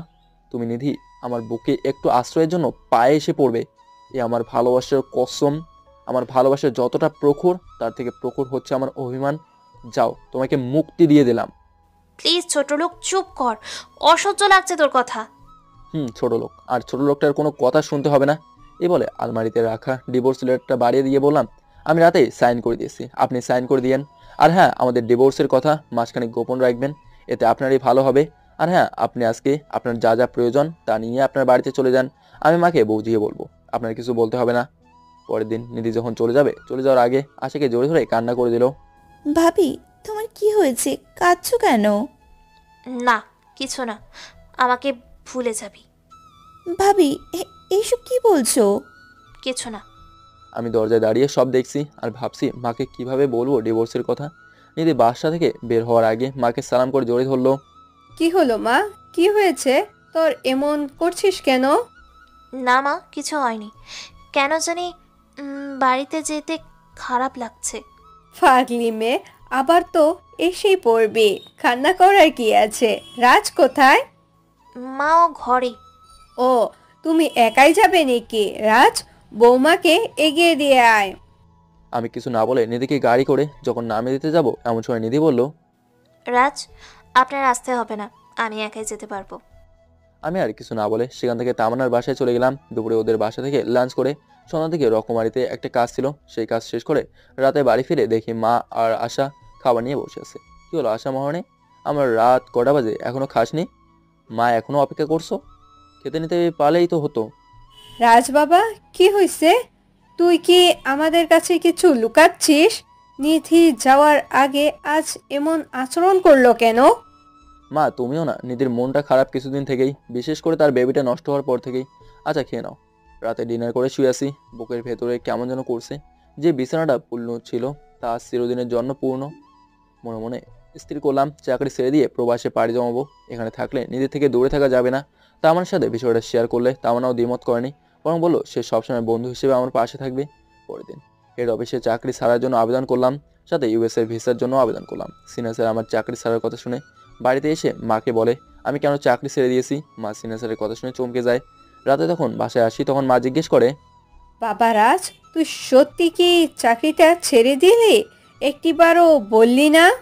মাকে কি বলবো বুঝতে পারছি না। মা কাছে কেননা এটা শুধু আমার জব ছিল না, আমার বাবার স্বপ্নও ছিল। মাকে কিভাবে সত্যিটা বলবো? মা সত্যিটা শুনে কি সহ্য করতে পারবে? তবুও যখন মাকে বললাম, মা আমি শুধু চাকরি চাইনি, নিধিকে ডিভোর্সও দিয়েছি, মা আমার মুখে ডিভোর্সের কথা শুনে গালে চর বসিয়ে দিয়ে বলে, ছি রাজ, তোর বংশে কেউ ডিভোর্স দিয়েছিল? কি হলো মা, আরেকটা মারো। এছাড়া যে আমার কোনো উপায় ছিল না। মাকে সব ঘটনাই বললাম, কেন নিধিকে ডিভোর্স দেওয়া, কেন এবার চাকরি ছেড়ে দৌড়ে চলে যাওয়া। মা আমার কথা শুনে কাঁদছে। আমার মাথাটা তার কোলে রেখে বলল, বাবা কাঁদিস না, তুই এতটা কষ্ট পাচ্ছিস একটা বারো আমাকে বললি না? এদিকে বইমেলা এসে পড়ে। বইমেলাতে রকমারি স্টলে আমার প্রথম বইয়ের মুখোশ উন্মোচিত হয়, কিন্তু নিজের প্রথম বইয়ের মুখোশ উন্মোচিত হলেও ব্যস্ততার জন্য আর যেতে পারেনি। তামান্নাকে নিয়ে সারাদিন হসপিটালে কাটে। হসপিটাল থেকে যখন বাসায় ফিরবো এমন সময় তামান্নার বাবা ফোন করে বলে, রাজ, তোমার ভিসা টিকিটের সব কিছু রেডি, আগামী শুক্রবার ফ্লাইট, মাঝখানে 2 দিন আছে। আচ্ছা আঙ্কেল। বাসায় গিয়ে মাকে বললাম শুক্রবারে ইউএস চলে যাচ্ছি, কয়েক মাস পর তাদেরকেও নিয়ে যাব। মা আর কাঁদল না আমার সামনে। এদিকে 3 দিনে আমার বইটার সর্বোচ্চ বিক্রির তালিকায় প্রথমে আসে। এই প্রাপ্তিটা লেখক হিসেবে অনেক বড়। নিধি বইমেলার প্রথম দিনই গিয়ে তার প্রিয় মানুষটার বই সংগ্রহ করে। বই কেনার পর স্টলের লোকদের বলল, ভাইয়া, লেখকের বইয়ের মুখোশ উন্মোচনের সময় আসার কথা ছিল, তিনি কি আসেননি? না আপি, শুক্রবারে আসবেন। ও আচ্ছা। নিধি মনে মনে ভাবলো তাহলে শুক্রবারে তার ভালোবাসার মানুষটাকে দেখতে পারবে। এদিকে তামান্নার অনুরোধে বৃহস্পতিবার বইমেলাতে গিয়ে দেখি রকমারি বুক স্টলের সামনে অনেক বড় লাইন। প্রথমবারের মতো ভক্ত পাঠক পাঠিকারা সাথে সময়টা কাটাইয়ে দিনটা ভালোই গেল। কিছু কেনাকাটা সেরে সন্ধ্যায় বাসায় আসলাম। পরের দিন ফ্লাইট। নিধিকে খুব করে দেখতে ইচ্ছে করছে, কিন্তু চাইলেই যে সব পাওয়া যায় না। পরের দিন ফ্লাইট ইউএসএ। প্রায় বিকেল পর্যন্ত মা আর আশাকেই সময় দিয়েছি। বিকেলে মা, আশা, সাথে নিয়াজ আঙ্কেল মানে তামান্নার বাবা আমাকে আর তামান্নাকে বিমানবন্দর পর্যন্ত এগিয়ে দিয়ে আসে। যাওয়ার সময় মা আর আশার চোখে স্পষ্ট পানি দেখলাম। মা তবুও আমার খুশির জন্য চোখের জল মুছলো। এদিকে সেখানে পৌঁছে তামান্নার বাসায় উঠি। তামান্নার সাথে তামান্নাকে বেবিটা আমার কোলে দিয়ে বলল, রাজ, সেদিন যে মেলায় ঘুরলাম, একটা পোস্টও তো ফেসবুকে পাবলিশ করনি। আমি আমার আইডি থেকে পোস্ট করেছি। আর তোমার আইডির নাম কি? কখনো তো বলনি। আমার আইডিতেও দিতে হবে। দিতে হবে না মানে? এদিকে নিধি বসে বসে বই পড়ছে তার প্রিয় লেখকের। এমন সময় ফোনটা বেজে উঠলো। ফোনের স্ক্রিনে তাকিয়ে দেখলো তিশার নাম্বার। নিধির সাথে রাজের বিয়ের পর আর ফোনে কথা হয়নি। হঠাৎ কিসের জন্য ফোন? নিধি ফোন রিসিভ করতেই ওপাশ থেকে তিশা বলল, ভালো। এতদিন পর কি মনে করে? রাজের কি খবর? ওই চরিত্রহীনটার খবর তো তোর ভালো জানা কথা। ওই চরিত্রহীনের কথা বলার জন্য ফোন দিয়েছিস? রাজ চরিত্রহীন না রে। একদিন তো সব ভুল ভাঙবে। তবে যেদিন ভুল ভাঙবে সেদিন রাজের সামনে দাঁড়াতে পারবি? শোন, একটা মেয়ে তার ভালোবাসা পাওয়ার জন্য নিজেকে যখন আরেকটা ছেলের কাছে সঁপে দেয়, আর ছেলেটা কতটা চরিত্রবান হলে সেও দেখে না। আমি ভালোবাসা পাওয়ার জন্য নিজেকে রাজের কাছে সঁপে দিয়েছিলাম। ভালোবাসা তো দূর, আমার দিকে একবার তাকায়ও নি পর্যন্ত। বাহ, দালালি করতে ফোন দিয়েছস তুই? না, সত্যিটাই বললাম। আর হ্যাঁ, কিছু মনে করে না, আপনাকে একটা সুখবর দিতে ফোন দিলাম। কি সুখবর? আপনার যে ভালোবাসার মানুষ, যার গল্প ওই বইমেলায় প্রকাশ হয়েছে, তাকে কি কখনো দেখেছেন? তাকে দেখবেন? কোথায় সে? বল না প্লিজ। শান্ত হন, শোনেন, ফেসবুক অন করে দেখেন, আপনার সকল প্রশ্নের উত্তর পেয়ে যাবেন। নিধি ফেসবুক ওপেন করতেই নিউজ পেডে দেখে যে রাজের ছবি। এই প্রথম রাজকে ফেসবুকে দেখলো। মনে মনে বলল, চরিত্রহীনটা আবার ফেসবুকও চালায়? নিধি স্ক্রিপ্ট করতে যাওয়ার আগে চোখটা মুহূর্তের মাঝে আটকে গেল আইডিটার দিকে তাকিয়ে। মেঘরুদ্রর আইডিতে রাজের পিক কেন? হে কিভাবে সম্ভব? নিধি আর সময় নষ্ট না করে গাড়ি নিয়ে বইমেলায় চলে যায়। রকমারের 22 নম্বর স্টলে গিয়ে স্টাফদের বলে, ভাইয়া, মেঘে ঢাকা চাঁদ বইটার লেখক কি উনি? মোবাইলের ছবিটা দেখিয়ে ছেলেটা মুচকি হেসে বলল, হ্যাঁ উনি তো বৃহস্পতিবার মেলায় আসছিল, আর এবার ওনার বইটা মনে হচ্ছে সেরা বইয়ের তালিকায় প্রথম থাকবে। নিধি দাঁড়িয়ে দেখছে স্টলের সামনে অনেক মানুষ, প্রায় সবার হাতে মেঘে ঢাকা চাঁদ উপন্যাস। নিধির চোখ বেয়ে জল পড়ছে। যাকে সে সবটা দিয়ে ভালোবাসলো, সে মানুষটা যে অন্য কেউ না, তারই স্বামী রাজ, যাকে সে কষ্ট দিয়েছে। কি হলো ম্যাম, এনি প্রবলেম? নিধি চোখ মুছতে মুছতে স্টল থেকে বের হয়ে সোজা বাসায় এসে পড়লো। শুয়ে শুয়ে ভাবছে কেন এতদিন আগে তার ভালোবাসার মানুষটার পরিচয় জানলো না। তাহলে হয়তো এতদিন দেখতে হতো না। সে কিভাবে এই মুখ নিয়ে আমার সামনে দাঁড়াবে? তিশা পর হয়ে আমাকে চিনতে পারলো, আর সে তার ভালোবাসার মানুষটাকে চিনতে পারলো না। নিধির বুক ফেটে কান্না আসছে। বারবার চোখের সামনে আমার মুখটা ভেসে উঠছে। নিধি তার বাবাকে কিভাবেই বা বলবে? তার বাবা যদি জানতে পারে নিধি আর আমার মাঝে কোনো সম্পর্ক নেই, ডিভোর্স হয়েছে, তাহলে তিনি আরও কষ্ট পাবেন। ডিভোর্সের কথা মনে পড়তে নিধি তার ব্যাগ থেকে ডিভোর্স লেটারটা বের করে দেখে লেটারের একপাশে রাজ সাইন করে দিয়েছে। তার সাইনটাই বাকি। নিধির হাত কাঁপছে, চোখের পানি টপ টপ করে ডিভোর্স লেটারের উপর পড়ছে। বুকের ভেতর যন্ত্রণাগুলো আগ্নেয়গিরির জ্বলন্ত লাভার মতো টকবক করে ফুটছে। নিধি ডিভোর্স লেটারটা বুকের সাথে জড়ে ধরে কান্না করে দেয়। সারা রাত আর ঘুম হলো না নিধির। পরের দিন সিনহা সাহেব মেয়েকে ডাকতে এসে দেখে রুমের দরজা খোলা। নিধি ফ্লোরে পড়ে আছে। সিনহা সাহেব দৌড়ে গিয়ে নিধিকে বিছানায় শুয়ে দেওয়ার সময় নিধির হাতে কিছু যেন কাগজ দেখতে পায়। কাগজটা হাতে নিতেই চমকে যান তিনি। ডিভোর্স লেটার, তাও তারই মেয়ের। রাজ পারলো তার মেয়েটাকে ডিভোর্স দিতে, তাও তাকে কিছু না বলে। আসলে সে মানুষ চিনতে ভুল করছে। তার মা মরা মেয়েটাকে এতটা কষ্ট কিভাবে দিল। তাড়াহুড়ো করে ডাক্তারকে ফোন দিল। ডাক্তার এসে নিধিকে দেখে বলল, তেমন কিছু না, সেন্সলেস হয়ে গেছে, ঠিক হয়ে যাবে। ডাক্তার চলে যাওয়ার খানিকক্ষণ পরেই নিধির জ্ঞান ফেরে। জ্ঞান ফিরতেই সিনহা সাহেব নিধিকে বলল, মা, এ কি হয়েছে তোর? তুই তোর বাবাকে একটা বারও বলতে পারলি না? তোর বাবা কি তোর বড় হয়ে গেছে? আমাকে ক্ষমা করে দিস মা। আমি যদি ওরকম ছেলের কাছে বিয়ে না দিতাম তাহলে এদিন দেখতে হতো না। নিধি তার বাবার কথা শুনে কান্না করে দেয়। কি হলো মা, কাঁদছিস কেন? ছোট লোকটা তোকে ডিভোর্স দিয়েছে তাই না? দেখিস, আমি ওকে শান্তিতে থাকতে দেব না। আমি ওকে জেলের ভাত খাওয়াবো। না বাবা, রাজকে নিয়ে কিছু বলবা না। কেন বলবো না? যার জন্য আমার মেয়েটার এই অবস্থা। নিধি তার বাবাকে জড়িয়ে ধরে ফুপিয়ে ফুপিয়ে কান্না করে দেয়। কি হয়েছে মা, বল। কান্না করিস না, তোর কান্না যে সইতে পারি না। বাবা, আমার রাজের কোনো দোষ নেই। আমি আমার রাজকে কষ্ট দিয়েছি, অনেক বেশি কষ্ট দিয়েছি। আর ডিভোর্স রাজ দেয়নি, আমি দিতে বাধ্য করেছি। বাবা, আমি অনেক খারাপ, তাই না? আমি তোমার মেয়ে হওয়ার যোগ্যতা রাখি না। বাবা, আমি রাজকে ছাড়া বাঁচবো না। আমার রাজকে লাগবেই। কোনোদিন তোমার কাছে কোনো কিছু চাইনি, হাত চাই। তুমি আমার স্বামীকে এনে দাও। চিন্তা করিস না মা, আজই রাজের বাসায় যাব, তবুও কান্না করিস না। না বাবা, তোমার যেতে হবে না, আমি যাব। ভুলটা যেহেতু আমার। নিধি ফ্রেশ হয়ে সকালে আমার বাসার উদ্দেশ্যে রওনা দিল। গাড়িতে বসে বসে ভাবছে, রাজ কি তাকে ক্ষমা করবে? এমন সময় ফোনটা বেজে উঠলো। ফোনের দিকে তাকাতেই দেখে তিশা ফোন করছে। নিধি ফোন রিসিভ করে সালাম দিতে ওপাশ থেকে তিশা বলল, নিধি, কেমন আছিস? নিধি চুপ করে আছে, কিছু বলছে না। কি হলো, কথা বলছিস না কেন?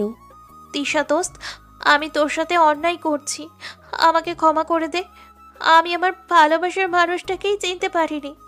আমি যার প্রেমে অন্ধ ছিলাম, এতটা কাছে পেয়েও তাকে উপলব্ধি করতে পারিনি বুঝতে। আর আমি তোর সাথেও অনেক অন্যায় করেছি, সব কিছুর জন্য ক্ষমা করে দে। কি সব বলছিস? ক্ষমা চাইতে হবে না, তুই না আমার দোস্ত। নিজের ভুল বুঝতে পারছিস, সেটাই অনেক। আর হ্যাঁ, আমার আর রাজের মধ্যে সত্যিই কোনো অবৈধ সম্পর্ক ছিল না, বাট তুই আমাকে ভুল বুঝছিস। শোন না, আমার সেই মেঘরোদ্দুর আইডির সেই অচেনা মানুষটি আমার রাজ। তোকে অনেক অনেক ধন্যবাদ, তোর জন্যই ওকে খুঁজে পেয়েছি। আচ্ছা, এখন রাখি, পরে কথা হবে। নিধি গাড়ি থেকে নেমে যতই রাজের বাসার দিকে যাচ্ছে ততই পাটা যেন অবশ হয়ে আসছে। নিধি বাসায় ঢুকেই দেখে আশা আর মা সোফায় বসে আছে। নিধি গিয়ে মায়ের পাশে পায়ে সালাম করতেই আশা বলল, আপনি কেন এসছেন? কি চান? কি হয়েছে আশা, আমি কি আসতে পারি না? না, পারেন না। কিসের জন্য আসবেন? সেদিন না বিদায় নিয়ে গেছেন।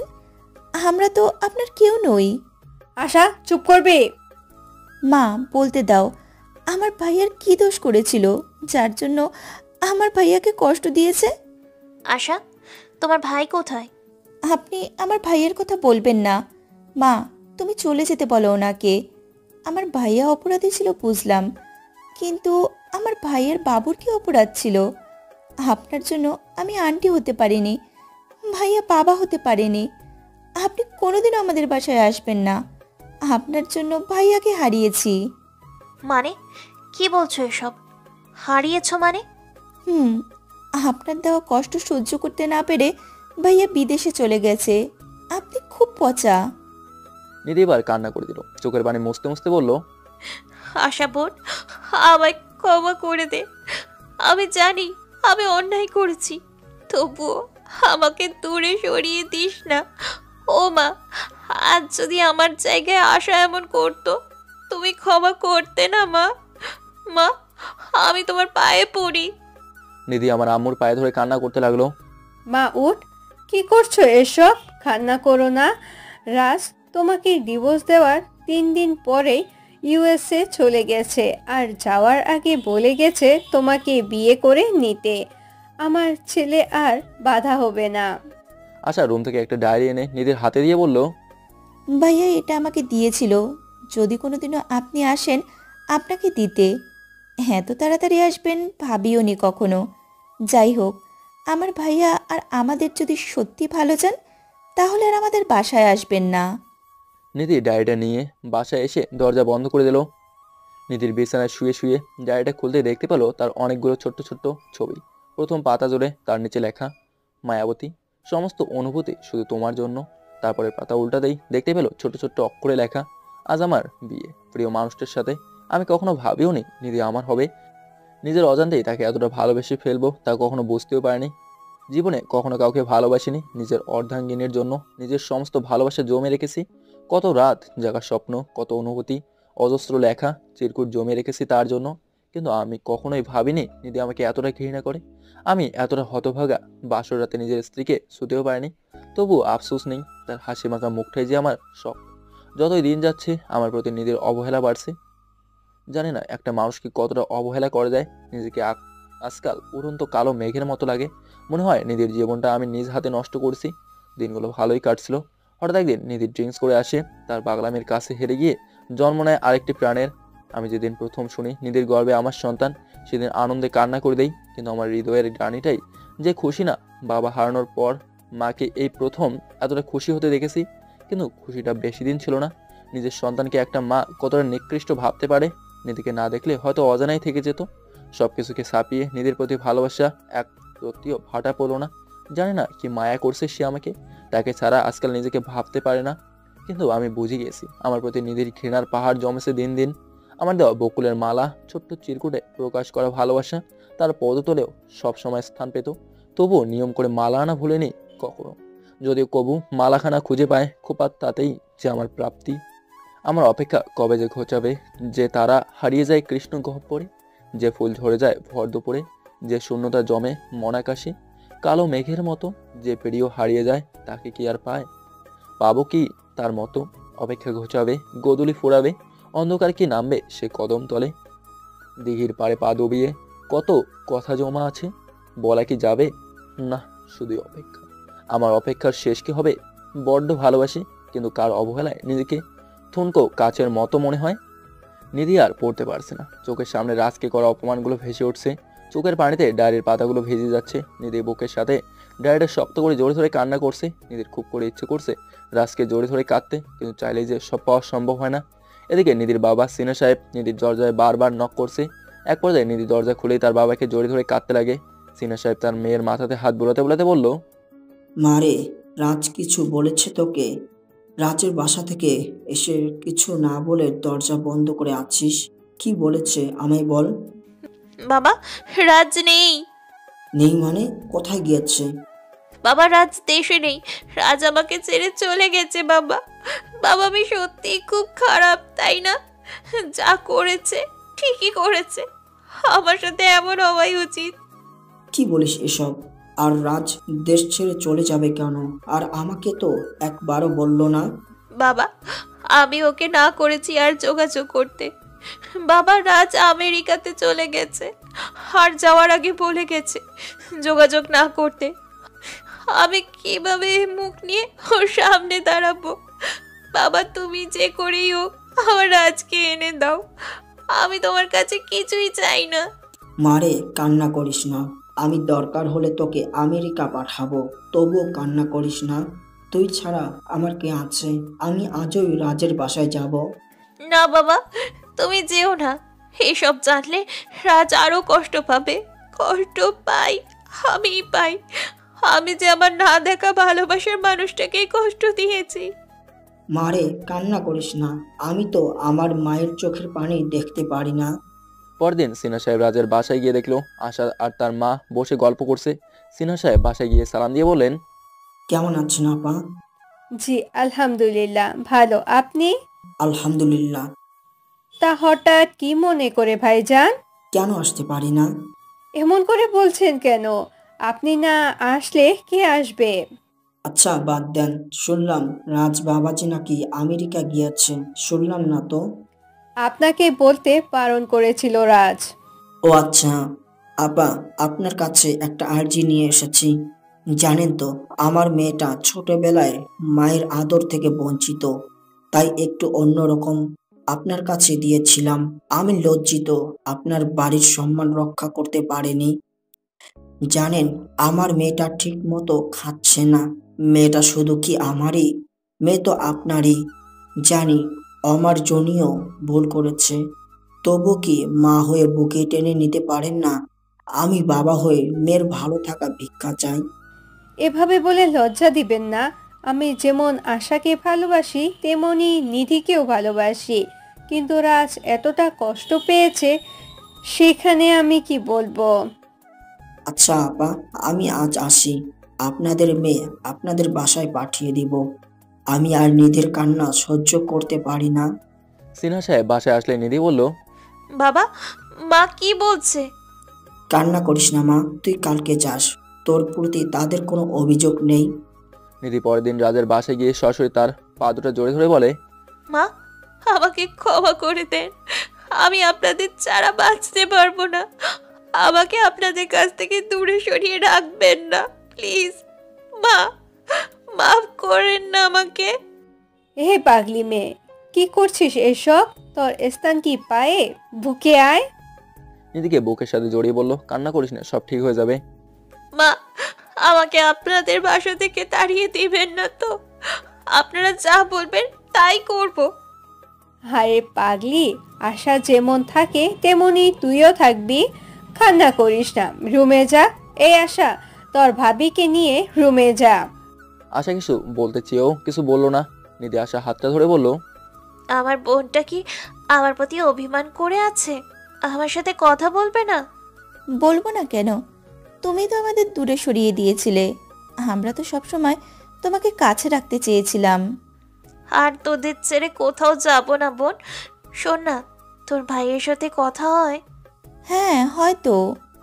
তাহলে তার কন্ট্যাক্ট নাম্বারটা দিবি? আমি একটু কথা বলবো। এই নাও, আমি দিয়েছি, বলো না এটা।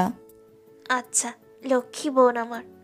নিধি রাজের নাম্বার দিয়ে ফোন দিতে দুবার রিং হতেই রাজ ফোনটা রিসিভ করে সালাম দিল। নিধি কোনো কথা বলছে না। কি হলো, কে ফোন করে দিয়েছেন? কথা বলছেন না কেন?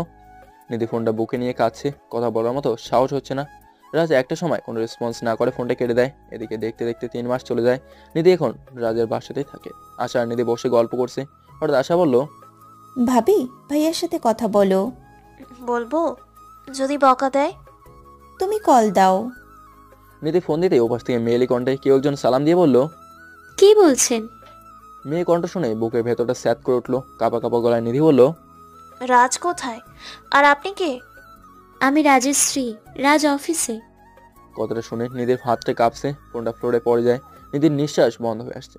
তার রাজ তো তাকে ভালোবাসতো, তবে কেন তাকে রেখে বিয়ে করলো? নিধির চোখ থেকে টপ টপ করে পানি পড়ছে, বুকের ভেতরটা যেন বের হয়ে অনলে পড়ে যাচ্ছে।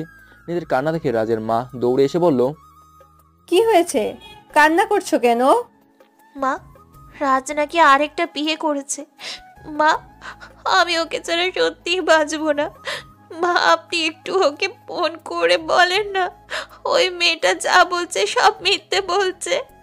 কি বলছিস এসব মা? রাজ বিয়ে করবে আমাদের জানাবে না? না, হয়তো কেউ মজা করেছে। আশা নিধির চোখের পানি মুছে দিয়ে বলল, ভাবি, তুমি মন খারাপ করো না। ভাইয়া যাই কিছু করুক না কেন, আমাকে বলতো। তুমি কান্না থামাও, আমি ভাইয়ার কাছে ফোন দিচ্ছি। আশা আমার কাছে ফোন দিতেই ওপাশ থেকে আগের মেয়েটাই ফোন রিসিভ করে সালাম দিল। আশা সালামের জবাব দিয়ে বলল, আপনি কে? আর ভাইয়ার ফোন আপনার হাতে কেন? কি বলছেন আপনি? আমার ভাবি হতে যাবেন কেন? আমাদের ভাবি তো আমাদের বাসায়। আর আপনি ভাইয়াকে ফোন দেন, আপনার সাথে কোনো কথা নেই। মা, দেখে যাও এই মেয়ে কি বলে, কথা বলো। আশা তার মায়ের হাতে ফোন দিতেই ওপাশ থেকে বলল,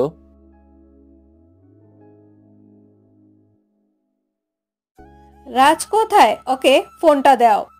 এই তো মা, রাজ এসে গেছে। রাজ, মা ফোন দিয়েছে, কথা বলো। রাজ ফোন দিতেই তার মা বলল, রাজ, আমি কি শুনছি বাবা?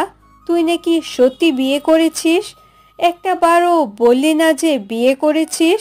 এতটাই পর ভাবিস মাকে আর নিধিকে কষ্ট কেন দিচ্ছিস? মেয়েটা ঠিক মতন খায় না, ঘুমায় না। মা, ওনার কথা বলবে না, নিধি আমার কেউ না। নিধি নিজে ইচ্ছায় আমার থেকে ডিভোর্স নিয়েছে, আমি তাকে কিভাবে কষ্ট দেই মা? সে তো আমার কেউ না। তাই বলে বিয়ে করে মাকে জানাবিও না? এত বড় একটা বিষয় তুই আর আমাদের সাথে যোগাযোগ করবি না, আমরা তোর কেউ না। মা প্লিজ রাগ করো না, হ্যাঁ আমি ভুল করছি, এছাড়া কোনো উপায় ছিল না। আমি দেশে থাকতেই তামান্নাকে বিয়ে করছি। আমি নিধির দেওয়া অপমানগুলো মেনে নিতে পারিনি। একটা পশুকেও কেউ এতটা অপমান অত্যাচার করে না যতটা না নিধি করছে। বছরের শুরুতে তোমাকে আর আশাদকে আমেরিকা এনে পড়বো, তখন সবটা খুলে বলবো কীভাবে বিয়ে হয়েছে আমাদের। আর আমার কাছে নিধির কথা বলো না প্লিজ, তোমার পায়ে পড়ি পা, আমার সহ্য হয় না ওকে। আর মা আমি জানি আমি সত্যি অনেক বড় অন্যায় করছি, তা আমার না আর আমার বিয়ের বিষয়টা না জানিয়ে তখন জানালে হয়তো অনেকগুলো বিষয় সামনে আসতো যা তুমি সহ্য করতে পারতে না, তাই তোমাকে বলিনি মা। মা তুমি তো সবই বোঝো, তোমার ছেলে কেননা অন্যায় কাজ করতে পারে না কোনো। আর নিধিকে বলে দিও সে যাকে ভালোবাসে তাকে বিয়ে করে নিতে। আমি ওকে অনেক কষ্ট দিয়েছি বিয়ে করে, আর জীবনটা নষ্ট করে ফেলেছি, সেজন্য ক্ষমা করে দিতে বললো। এখন ফোন রাখি মা, পরে কথা হবে। আমি ফোন রাখতে নিধি আমার মাকে জোরে ধরে কান্না করতে করতে বললো, মা আমাকে প্লিজ তাড়িয়ে দেবেন না।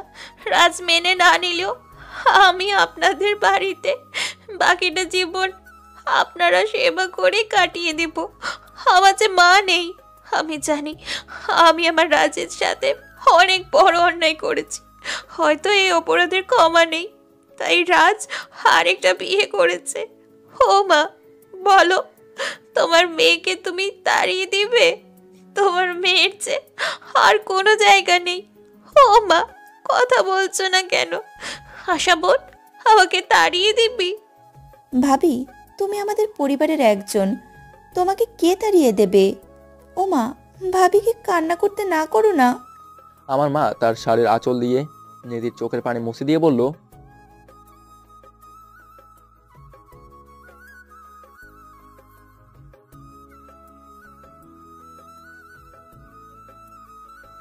মা আল্লাহর কাছে রাজকে চাইবো।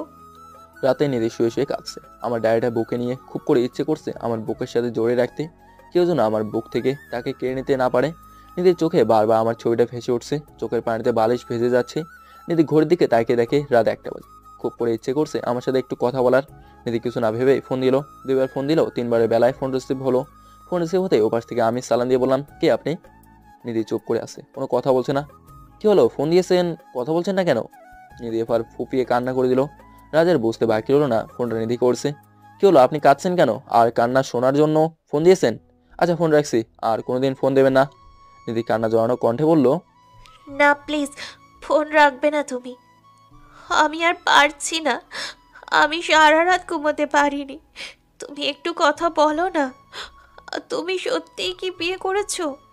হ্যাঁ, মিথ্যে কেন হবে? রাজ আমার ভুল হয়েছে, আমি তোমার সাথে অনেক অন্যায় করেছি। তুমি আমাকে শাস্তি দাও, তবুও ছেড়ে দিও না। আমি তোমাকে হারানোর পর প্রতিটা মুহূর্ত ফিল করেছি তুমি আমার কতটা জুড়ে রয়েছো। আমার দম বন্ধ হয়ে আসে, আমি পারবো না কলিজা তোমাকে ছাড়া থাকতে।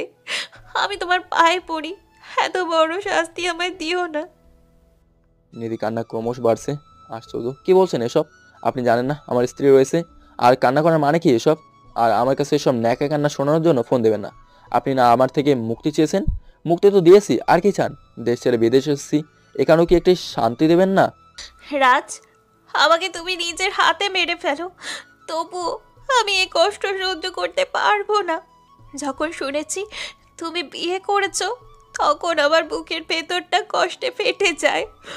আমি যদি তোমাকে আমার বুকের ভেতরটা দেখাতে পারতাম, তাহলে বুঝতে পারতে কতটা ভালোবাসা এ বুকে তোমার জন্য রয়েছে। আমি তোমার পায়ে পড়ি, আমি মুক্তি চাই না। আমি বাকিটা জীবন তোমার দাসী হয়ে থাকতে চাই, আমাকে ফিরিয়ে দিও না। নিধি কাঁদতে কাঁদতে কথাগুলো বললো। আমি কি করব কিছু বুঝতে পারছি না। ফোনটা কেটে দিয়ে বন্ধ করে রাখলাম। নিধি ফোনটা বুকের সাথে জড়িয়ে ফুপিয়ে কাঁদতে লাগলো। মাঝরাত পার হয়ে শেষ রাত্রি, নিধির কান্না থামছে না। নিধির হঠাৎ মনে পড়লো শেষ রাত্রিতে নাকি আল্লাহকে ডাকলে আল্লাহ সাড়া দেয়। নিধি উজু করে জানামাজ বিছিয়ে তাহাজ্জুদের নামাজ শেষ করে মোনাজাতে দুহাত তুলে বলতে লাগলো, হে পারওয়ারদিগার, হে রহিম রহমান, জন্মের পরপরই মাকে হারিয়েছি, মায়ের আদর পাইনি। ভালোবাসার মানুষটাকে এতটা কাছে পেয়েও চিনতে পারিনি। তুমি তো অন্তর্যামী, হৃদয়ের সব কথা জানো। ও আল্লাহ, তোমার কাছে আমি আমার স্বামীকে ভিক্ষা চাই, তার থেকে আমাকে আলাদা করো না। আমি যে তাকে ছাড়া বাঁচবো না। ও আল্লাহ, তোমার কাছে আর কিছুই চাই না। আমার রাজকে আমার বুকে ফিরিয়ে দাও। এই বলে নিধি কাঁদতে কাঁদতে জানামাজে ঘুমিয়ে যায়। পরের দিন নিধি তার বাবাকে বলে, বাবা, আমি আমেরিকা যাব, তাও 1 সপ্তাহে। তুমি কিভাবে পারো আমাকে পাঠাও। এদিকে নিধির বাবা 1 সপ্তাহের মাঝে নিধিকে আমেরিকা পাঠানোর ব্যবস্থা করে। নিধি আশা ও আমার মায়ের থেকে বিদায় নিয়ে আমেরিকায় আমার ঠিকানায় চলে আসে। নিধি আমার বাসায় গিয়ে নক দিতেই একটা মেয়ে দরজা খুলে দেয়। মেয়েটা আর কেউ না, তামান্না। নিধি তামান্নাকে দেখে চমকে যায়। তুমি এখানে? তামান্নাও নিধিকে দেখেই চমকে যায়। কেউ কোনো কথা বলছে না। এমন সময় আমি ভেতরকে বললাম, তামান্না কি এসেছে? তামান্না কোনো কথা বলছে না। আমি তামান্নার কোনো রেসপন্স না পেয়ে সোফা থেকে উঠে আসতেই চমকে গেলাম। কাপা কাপা গলা, নিধি তুমি? নিধি আমার দিকে তাকাতেই বুকটা ছ্যাদ করে উঠলো। আমার কোলে বাচ্চা দেখে। রাজ, তোমার কোলে কে? আমার ছেলে কাব্য। তোমার ছেলে মানে? আমার আর তামান্নার। কি বলছো এসব? আমি বিশ্বাস করি না। তুমি আমার সাথে এমনটা করতে পারো না। রাজ, বলো এসব মিথ্যে। ওটা তোমার সন্তান না। আশ্চর্য, আপনি এমন করছেন কেন? আমার সন্তানকে আমি অস্বীকার করব কেন? আর আপনি এখানে আসছেন কেন? আপনি তো মুক্তি চেয়েছেন, মুক্তি দিয়েছি। রাজ, আমি তোমায় ছাড়া বাঁচবো না। হ্যাঁ, আমি জানি আমি অনেক অন্যায় করেছি তোমার সাথে। তুমি যে শাস্তি দিবে তাই মেনে নিব, তবুও তোমার থেকে দূরে সরিয়ে দিও না। আশ্চর্য, আপনার মাথা খারাপ হয়ে গেছে? কি বলছেন এসব? আপনি দেখেন না আমার স্ত্রী আছে, সন্তান আছে, তারপরও পাগলামি করেন কেন? রাজ, আমাকে দূরে সরিয়ে দিও না। আমি অনেক আশা নিয়ে তোমার কাছে এসেছি। ম্যাম কি বলছেন এসব? একটা চরিত্রহীনের কাছে এসব বললে লোকে আপনাকে পাগল বলবে। শোনেন, আর কখনো আপনি আমার সামনে আসবেন না। আপনাকে আমি যেন আর কখনো না দেখি। রাজ, প্লিজ এভাবে তাড়িয়ে দিও না। তাড়িয়ে দিচ্ছি না। আপনি তো জানেন আমার একটা সন্তান আছে, স্ত্রীও আছে। আপনি আমাদের সুখে থাকতে দেন একটু। এ বলে আমি চলে গেলাম। নিধি একবার বাচ্চার দিকে তাকায়, আরেকবার তামান্নার দিকে। নিধির চোখ দিয়ে টপ টপ করে পানি পড়ছে। কি হলো, আপনি কাঁদছেন কেন? আপনার তো সুখে থাকার কথা। জানেন, আপনার দেওয়া প্রতিটা অত্যাচার নিপীড়নের কথা রাজ আমাকে বলেছে। একটা মেয়ে তার স্বামীর সাথে এতটা বাজে ব্যবহার করতে পারে, আপনার সাথে পরিচয় না হলে জানতে পারতাম না। তাই আর পারিনি, রাজকে আমার করে নিয়েছি। আপনার কাছে অনুরোধ, আপনি আর আমাদের মাঝে আসবেন না প্লিজ। আপনি এক্ষুনি চলে যান এখান থেকে। নিধি আর কিছু বলতে পারলো না, চোখের পানি মুছতে মুছতে বের হয়ে গেল। বাসায় পৌঁছে নিধি তার বাবাকে ফোন করে বলল, বাবা, আমি আর পারছি না। আমার রাজ সত্যি সত্যি বিয়ে করে নিয়েছে। শুধু বিয়েই করেনি, তার একটা বাচ্চাও আছে। ও বাবা, তুমি কিছু বলো। আমি পারবো না ওকে ছাড়া থাকতে। মারে প্লিজ কান্না করিস না তুই। আমি সামনের সপ্তাহে তোর ওখানে যাচ্ছি, চিন্তা করিস না, সব ঠিক হয়ে যাবে। আচ্ছা বাবা, দোয়া করিও। রাতে শুয়ে শুয়ে নিধি ভাবছে, আজ আমার সন্তানটা থাকলে ঠিক ওই বাবুটার মতোই হতো। আমি অনেক খারাপ, সত্যি সত্যি নিজেই নিজের সন্তানকে মেরে ফেলতে চেয়েছি। নিধি এসব ভেবে ফুপিয়ে কাঁদতে লাগে। দেখতে দেখতে কয়েকটা দিন কেটে যায়। নিধি প্রায় দিনই আমার সাথে দেখা করতে যায়, বাট প্রতিদিনই অপমানিত হয়ে ফিরে আসে। হঠাৎ একদিন আমার সাথে দেখা হয়ে যায় নিধির। নিধি আমাকে দেখেই দুপা জোরে ধরে কান্না করে দেয়। কি হলো, আপনি আমার পা ধরলেন কেন? পা ছাড়েন। রাজ, তুমি যতক্ষণ না আমাকে ক্ষমা করবে ততক্ষণ পর্যন্ত আমি তোমার পা ছাড়বো না। আমি আর পারছি না নিজের সাথে নিজে যুদ্ধ করতে। জানো রাজ, আমি যে ছেলেটাকে না দেখে ভালোবেসেছি, সে ছেলেটা আর কেউ না, তুমি। তোমার জন্যই আমি তোমাকে কষ্ট দিয়েছি। তুমি ছাড়া কোনো ছেলেকে আমাকে স্পর্শ করতে পারেনি রাজ। হ্যাঁ, আমি জিদি, সব তো তোমাকে ভালোবেসেই করেছি। আমার মন প্রাণ সব তোমাকে না দেখেই দিয়ে দিয়েছি। কত মেসেজের পর মেসেজ, কখনো তুমি সিন করার প্রয়োজন মনে করনি, বলনি কখনো মেঘ রৌদ্রের আইডিটা তোমার। আমি তো তোমাকে সবটা দিয়ে ভালোবেসেছি রাজ। আমাকে পারো না ক্ষমা করে দিতে? তোমাকে ছাড়া আমি বাঁচবো না। প্লিজ পা ছাড়েন। যে মেয়ে নিজের গর্ভের সন্তানকে নষ্ট করার জন্য হাজার রকম বাহানা খোঁজে, নিজের গর্ভের সন্তানকে বাজে কথা বলে, তাকে কি করে মেনে নেই? আমি তো শুধু আমার সন্তানকে বাঁচানোর জন্য তোমার পা পর্যন্ত ধরেছি, তবুও কোনো লাভ হয়নি। তোমাকে বলেছিলাম না একদিন তুমি নিধি আমার পা পর্যন্ত ধরবে, কিন্তু সেদিন কিছু করার থাকবে না। সত্যি আল্লাহ আমার ডাক শুনেছে। জানো, দিনের পর দিন আমার হৃদয়ে ছুরিকাঘাত করেছো তুমি। যে হৃদয়ে তোমার জন্য ভালোবাসার বীজ বপন করেছি, সেই হৃদয়টা কাচের টুকরোর মতো টুকরো টুকরো করেছো। আমাকে ক্ষমা করে দিও, আমি স্ত্রী সন্তান নিয়ে ভালোই আছি। আর পা ছাড়ো, তোমাকে ক্ষমা করে দিয়েছি। নিধি পা ছেড়ে উঠে দাঁড়াতেই তামান্না এসে নিধির গালে ঠাস করে চল লাগিয়ে দিয়ে বলল, আপনাকে ভালো মনে করেছিলাম, বাট আপনি সব সীমা অতিক্রম করেছেন। আপনার সাহস কি করে হয় আমার স্বামীর সাথে অসভ্যতামি করতে? আর কোনোদিন আপনাকে যেন বাসায় না দেখি। তামান্নার কথা শুনে নিধি মাথা নিচু করে কাঁদছে। কি হলো, যাচ্ছেন না কেন? আমি রাজকে রেখে যাব না বোন। আমাকে আরো মারতে মারতে মেরে ফেলো, আমি ওকে ছাড়া বাঁচবো না বোন। ছি, আপনার মুখে এসব মানায় না। রাজ, তোমার বুকে একটু জায়গা দিবে? আমার খুব কষ্ট হচ্ছে। আমি নিধির দিকে তাকিয়ে দেখি তার গালে চড়ের দাগ বসে আছে, চোখের পানি গাল বেয়ে পড়ছে। আমি কিছু বলতে গিয়েও থেমে গেলাম। তামান্না এক প্রকার জোর করে নিধিকে বের করে দেয়। নিধি বাসা থেকে বের হওয়ার আগে কাঁদতে কাঁদতে বলে, রাজ, আমি সত্যিই তোমাকে ছাড়া বাঁচবো না। দেখো, এ জীবনে যদি তোমাকে না পাই, আমি এ জীবন দিয়ে কি করব? প্লিজ এসব বলবেন না। আপনি এসব ড্রামা আমার সামনে দেখাবেন না। এরপর যদি আপনি আমার সামনে আসেন তাহলে আমার মরা মুখ দেখবেন। আমি আপনার ওই মুখ দেখতে চাই না। রাজ প্লিজ এসব বলো না। তোমাকে নেওয়ার আগে আল্লাহ যেন আমাকে নিয়ে নেয়। কোনো স্ত্রী চায় না তার আগে তার স্বামী মারা যাক। তুমি এখনো আমার স্বামী। সেই দিন আমি পারিনি ডিভোর্স পেপারে সাইন করতে। আমি আসবো না, আমি আর আসবো না। দূর থেকেই আমার রাজকে আমি দেখে নিব। হাসি, তোমাকে অনেক কষ্ট দিয়েছি, এজন্য এত বড় শর্ত দিয়েছ। রাজ বিশ্বাস করো, আমি সত্যিই তোমাকে বড্ড বেশি ভালোবাসি।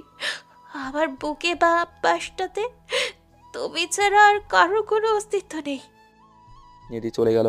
আমি তামান্নার দিকে তাকালেই তামান্না বলে ওঠে, রাজ প্লিজ শক্ত হও। আমি জানি তোমার কষ্ট হচ্ছে, কিন্তু সত্যিটা মেনে নিতেই হবে। আমি তামান্নাকে কিছু না বলে রুমে চলে গেলাম। রুমে শুয়ে শুয়ে আগের স্মৃতিগুলো ভাবছি আর চোখের জল ফেলছি। এমন সময় আসরের আজান হয়ে যায়।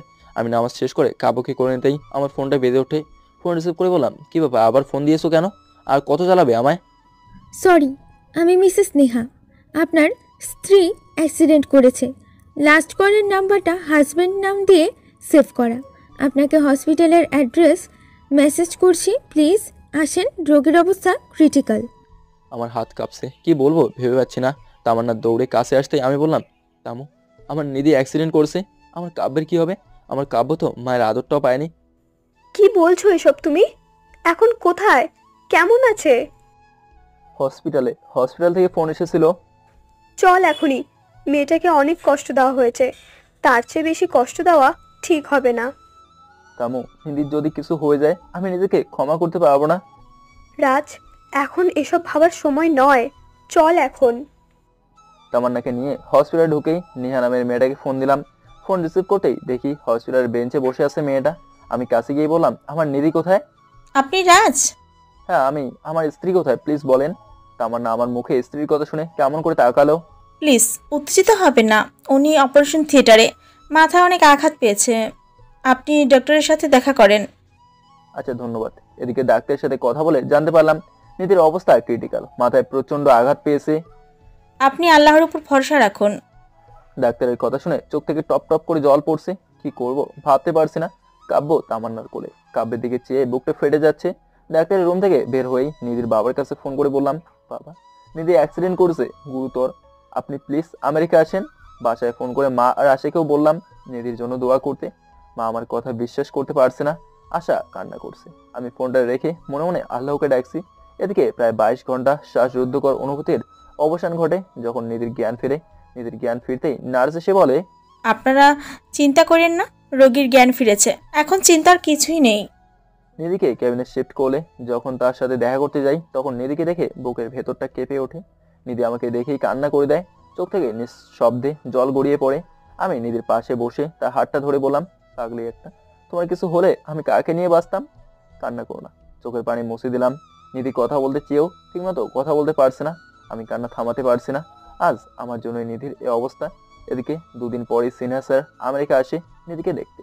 স্যার আমাকে দেখেই নিধির বাবা বলে, রাজ বাবা, আমার মেয়েটারে তুমি আর কষ্ট দিও না। আমি জানি তোমার সাথে সে অনেক অন্যায় করছে, মা নেই তো তাই। বাবা ওসব বাদ দেন, দোয়া করেন নিধি যেন তাড়াতাড়ি সুস্থ হয়ে যায়। নিধির বাবা বলল। এদিকে মাসখানেক পর নিধি যখন পুরোপুরি সুস্থ, তখন নিধিকে বললাম, নিধি তুমি দেশে চলে যাও, দেশে গিয়ে নিজের মতো করে জীবন শুরু করো। নিধি বলল, রাজ আমি তোমাকে ছাড়া বাঁচবো না, তাড়িয়ে যদি দেবে তবে কেন আমাকে বাঁচালে? আর হসপিটালে তুমি না বলেছো যে আমার কিছু হলে তুমি কাকে নিয়ে বাঁচবে? আমি জানি তুমি আমাকে অনেক ভালোবাসো। রাজ সরি, আমি ভুল করেছি, শাস্তি দাও, আমাকে দূরে সরিয়ে দিও না। আর আমি না হয় ভুল করছি তাই বলে তুমি আমাকে রেখে আরেকটা বিয়ে করে নেবে? আমার খুব কষ্ট হচ্ছে যখন শুনেছি তোমার স্ত্রী আছে। ও রাজ, আমি তোমাকে ছাড়া সত্যিই বাঁচবো না। আল্লাহ কেন যেন আমাকে এসব দেখার আগে নিল না। এই চুপ করো, কে বিয়ে করছে? কেন তুমি তামান্না আপুকে বিয়ে করনি? স্ত্রী সন্তান এসব কি মিথ্যা? বলো, কাব্য তোমার সন্তান না? কাব্য আমার সন্তান, মিথ্যা বলার কি আছে? কিন্তু আমি বিয়ে করিনি। কি বলছো এসব রাজ? তুমি কিচ্ছু বলো না, আমি বলছি। নিধি, রাজ আমার বন্ধু, এছাড়া আর কিচ্ছু না। তোমার দেওয়া কষ্ট রাজ সহ্য করতে পারলেও আমি করতে পারিনি। আর আমার কোলে যে বেবিটা কাব্য, সে রাজেরই সন্তান। সবচেয়ে অবাক হবে বেবির মাকে জানলে। নিধি অনেকটা কাঁপা কাঁপা গলায় বলল, তাহলে কাব্যর মম কে? তামান্না মুচকি হেসে বলল, কাব্য তোমার সন্তান। কি বলছো এসব? কাব্য আমার সন্তান? আমার নাকি মৃত সন্তান হয়েছিল? না, মৃত হইনি। তুমি যখন বাচ্চা নষ্ট করার প্ল্যান করো, তখন ডাক্তারের সাথে পরামর্শ করে সব কিছু করা হয় যেন তুমি বাচ্চার কোনো ক্ষতি করতে না পারো। আর ডাক্তার আমার ফ্রেন্ড ছিল, তাই কাজটি করতে বেগ পেতেও হয়নি। কাব্য যদিও তোমার সন্তান, কিন্তু আমি তাকে মায়ের আদর স্নেহে বড় করেছি। ভয় পেও না, তোমার রাজ শুধুই তোমার। আমি শুধু তোমার উপলব্ধি বোধটা জাগ্রত করতে চেয়েছি। তবে একটা সত্যি কথা কি জানো, আমি নিজের থেকেও বেশি রাজকে ভালোবেসেছি। এই আবার মন খারাপ করো না, আমার ভালোবাসাটা শুধু আমারই। রাজের সবটা জুড়ে জড়িয়ে আছো তুমি। যদি তোমার জায়গাটায় এক বুক অভিমান জমে রেখেছে সে, তোমার কাছে একটা অনুরোধ, রাজকে আর কষ্ট দিও না বোন। আমি এই পৃথিবীর মাত্র কয়েকদিনের অতিথি। বছরখানেক আগে আমার ব্লাড ক্যান্সার ধরা পড়ে। জানো, আমি সবসময় চাইতাম রাজ যেন সুখে থাকে, মরার আগে যেন তোমাদের দুজনকে একসাথে হাসি খুশি দেখতে পাই। কি বলছো এসব বোন? তোমার কিছু হবে না, কিছু হতে দিব না। কিচ্ছু হবে না, হতে দিও না। এবার শোনো, তোমার কাব্যকে আমানত হিসেবে বড় করেছি। ছোট থেকেই মা হিসেবে তোমাকে চিনতে শিখিয়েছি। নিধি কাছে আমার কথা শুনে। কি হলো, কাঁদছো কেন? আপু, আমি তোমার সম্পর্কে অনেক কিছু ভেবেছি, প্লিজ আমাকে ক্ষমা করে দাও। ক্ষমা চাওয়ার কিছু নেই, আমি কিচ্ছু মনে করিনি। তামান্না চলে যেতে নিধিকে বললাম, নিধি আমি তোমাকে ভালোবাসলেও মন থেকে মেনে নিতে পারবো না। তুমি অসুস্থ ছিলে বলেই হসপিটালে এসব বলেছি। যে মেয়ে নিজের সন্তানকে মেরে ফেলতে চায় তাকে কিভাবে মেনে নেই বলো তো? এখন তুমি সুস্থ, তোমার বাবার সাথে চলে যাও। আমি আমার বাকিটা জীবন তামান্নাকে বিয়ে করে কাটিয়ে দিতে চাই। আর কাব্য মা হিসেবে তোমাকে নয়, তামান্নাকেই চেনে। তুমি জন্মদাত্রী হলেও মায়ের সব ভূমিকায় তামান্না পালন করছে। তুমি প্লিজ চলে যাও। এখন যদি তোমাকে মেনে নেই সেটা করোনা হবে। তাছাড়া আমি যেদিন তোমাকে ডিভোর্স দিয়েছি সেদিনই তোমার প্রতি সমস্ত ভালোবাসার দাফন হয়েছে। তুমি প্লিজ চলে যাও। নিধি আমার কথা শুনে দু পা জাপটে ধরে বলল, রাজ, আমি অনেক খারাপ, তোমার সাথে খুব অন্যায় করছি। তুমি শাস্তি দাও, যা খুশি করো, তবুও দূরে সরিয়ে দিও না। তুমি আমাকে তোমার পায়ের নিচে একটু স্থান দাও, নয়তো আমাকে মেরে ফেলো। আমি অনেক ভুল করছি। এসব কি করছো? পা ছাড়ো। তুমি যতক্ষণ পর্যন্ত ক্ষমা না করবে ততক্ষণ পর্যন্ত আমি পা ছাড়বো না। পাগলি, পা ছাড়ো, বুকে আসো। সত্যি আমার মতো মেয়েকে বুকে নিবে? হুট পাগলি একটা, বুকটা তো তোমারই। নিধিকে টান দিয়ে বুকের সাথে জড়ে নিলাম। নিধির চোখের পানিতে শার্ট ভিজে যাচ্ছে। আর কখনো আমাকে ছেড়ে যাবে না তো? তুমি কেন বলনি তুমি আমার সেই ভালোবাসার মানুষ যাকে নিয়ে আমি স্বপ্ন দেখেছি, যার জন্য অন্য কোনো ছেলের মোহ আমাকে টানতে পারেনি? তাহলে আমি তোমাকে কষ্ট দিতাম না। আমি সত্যিই খারাপ, তাই না? চুপ, আমার নিধি খারাপ হতে পারে না। নিধি আরো শক্ত করে আষ্টে পৃষ্ঠে জড়ে ধরছে আমাকে, যেন মৃত্যু ব্যতীত আমাদের এই বাঁধন কেউ ছিঁড়তে পারবে না।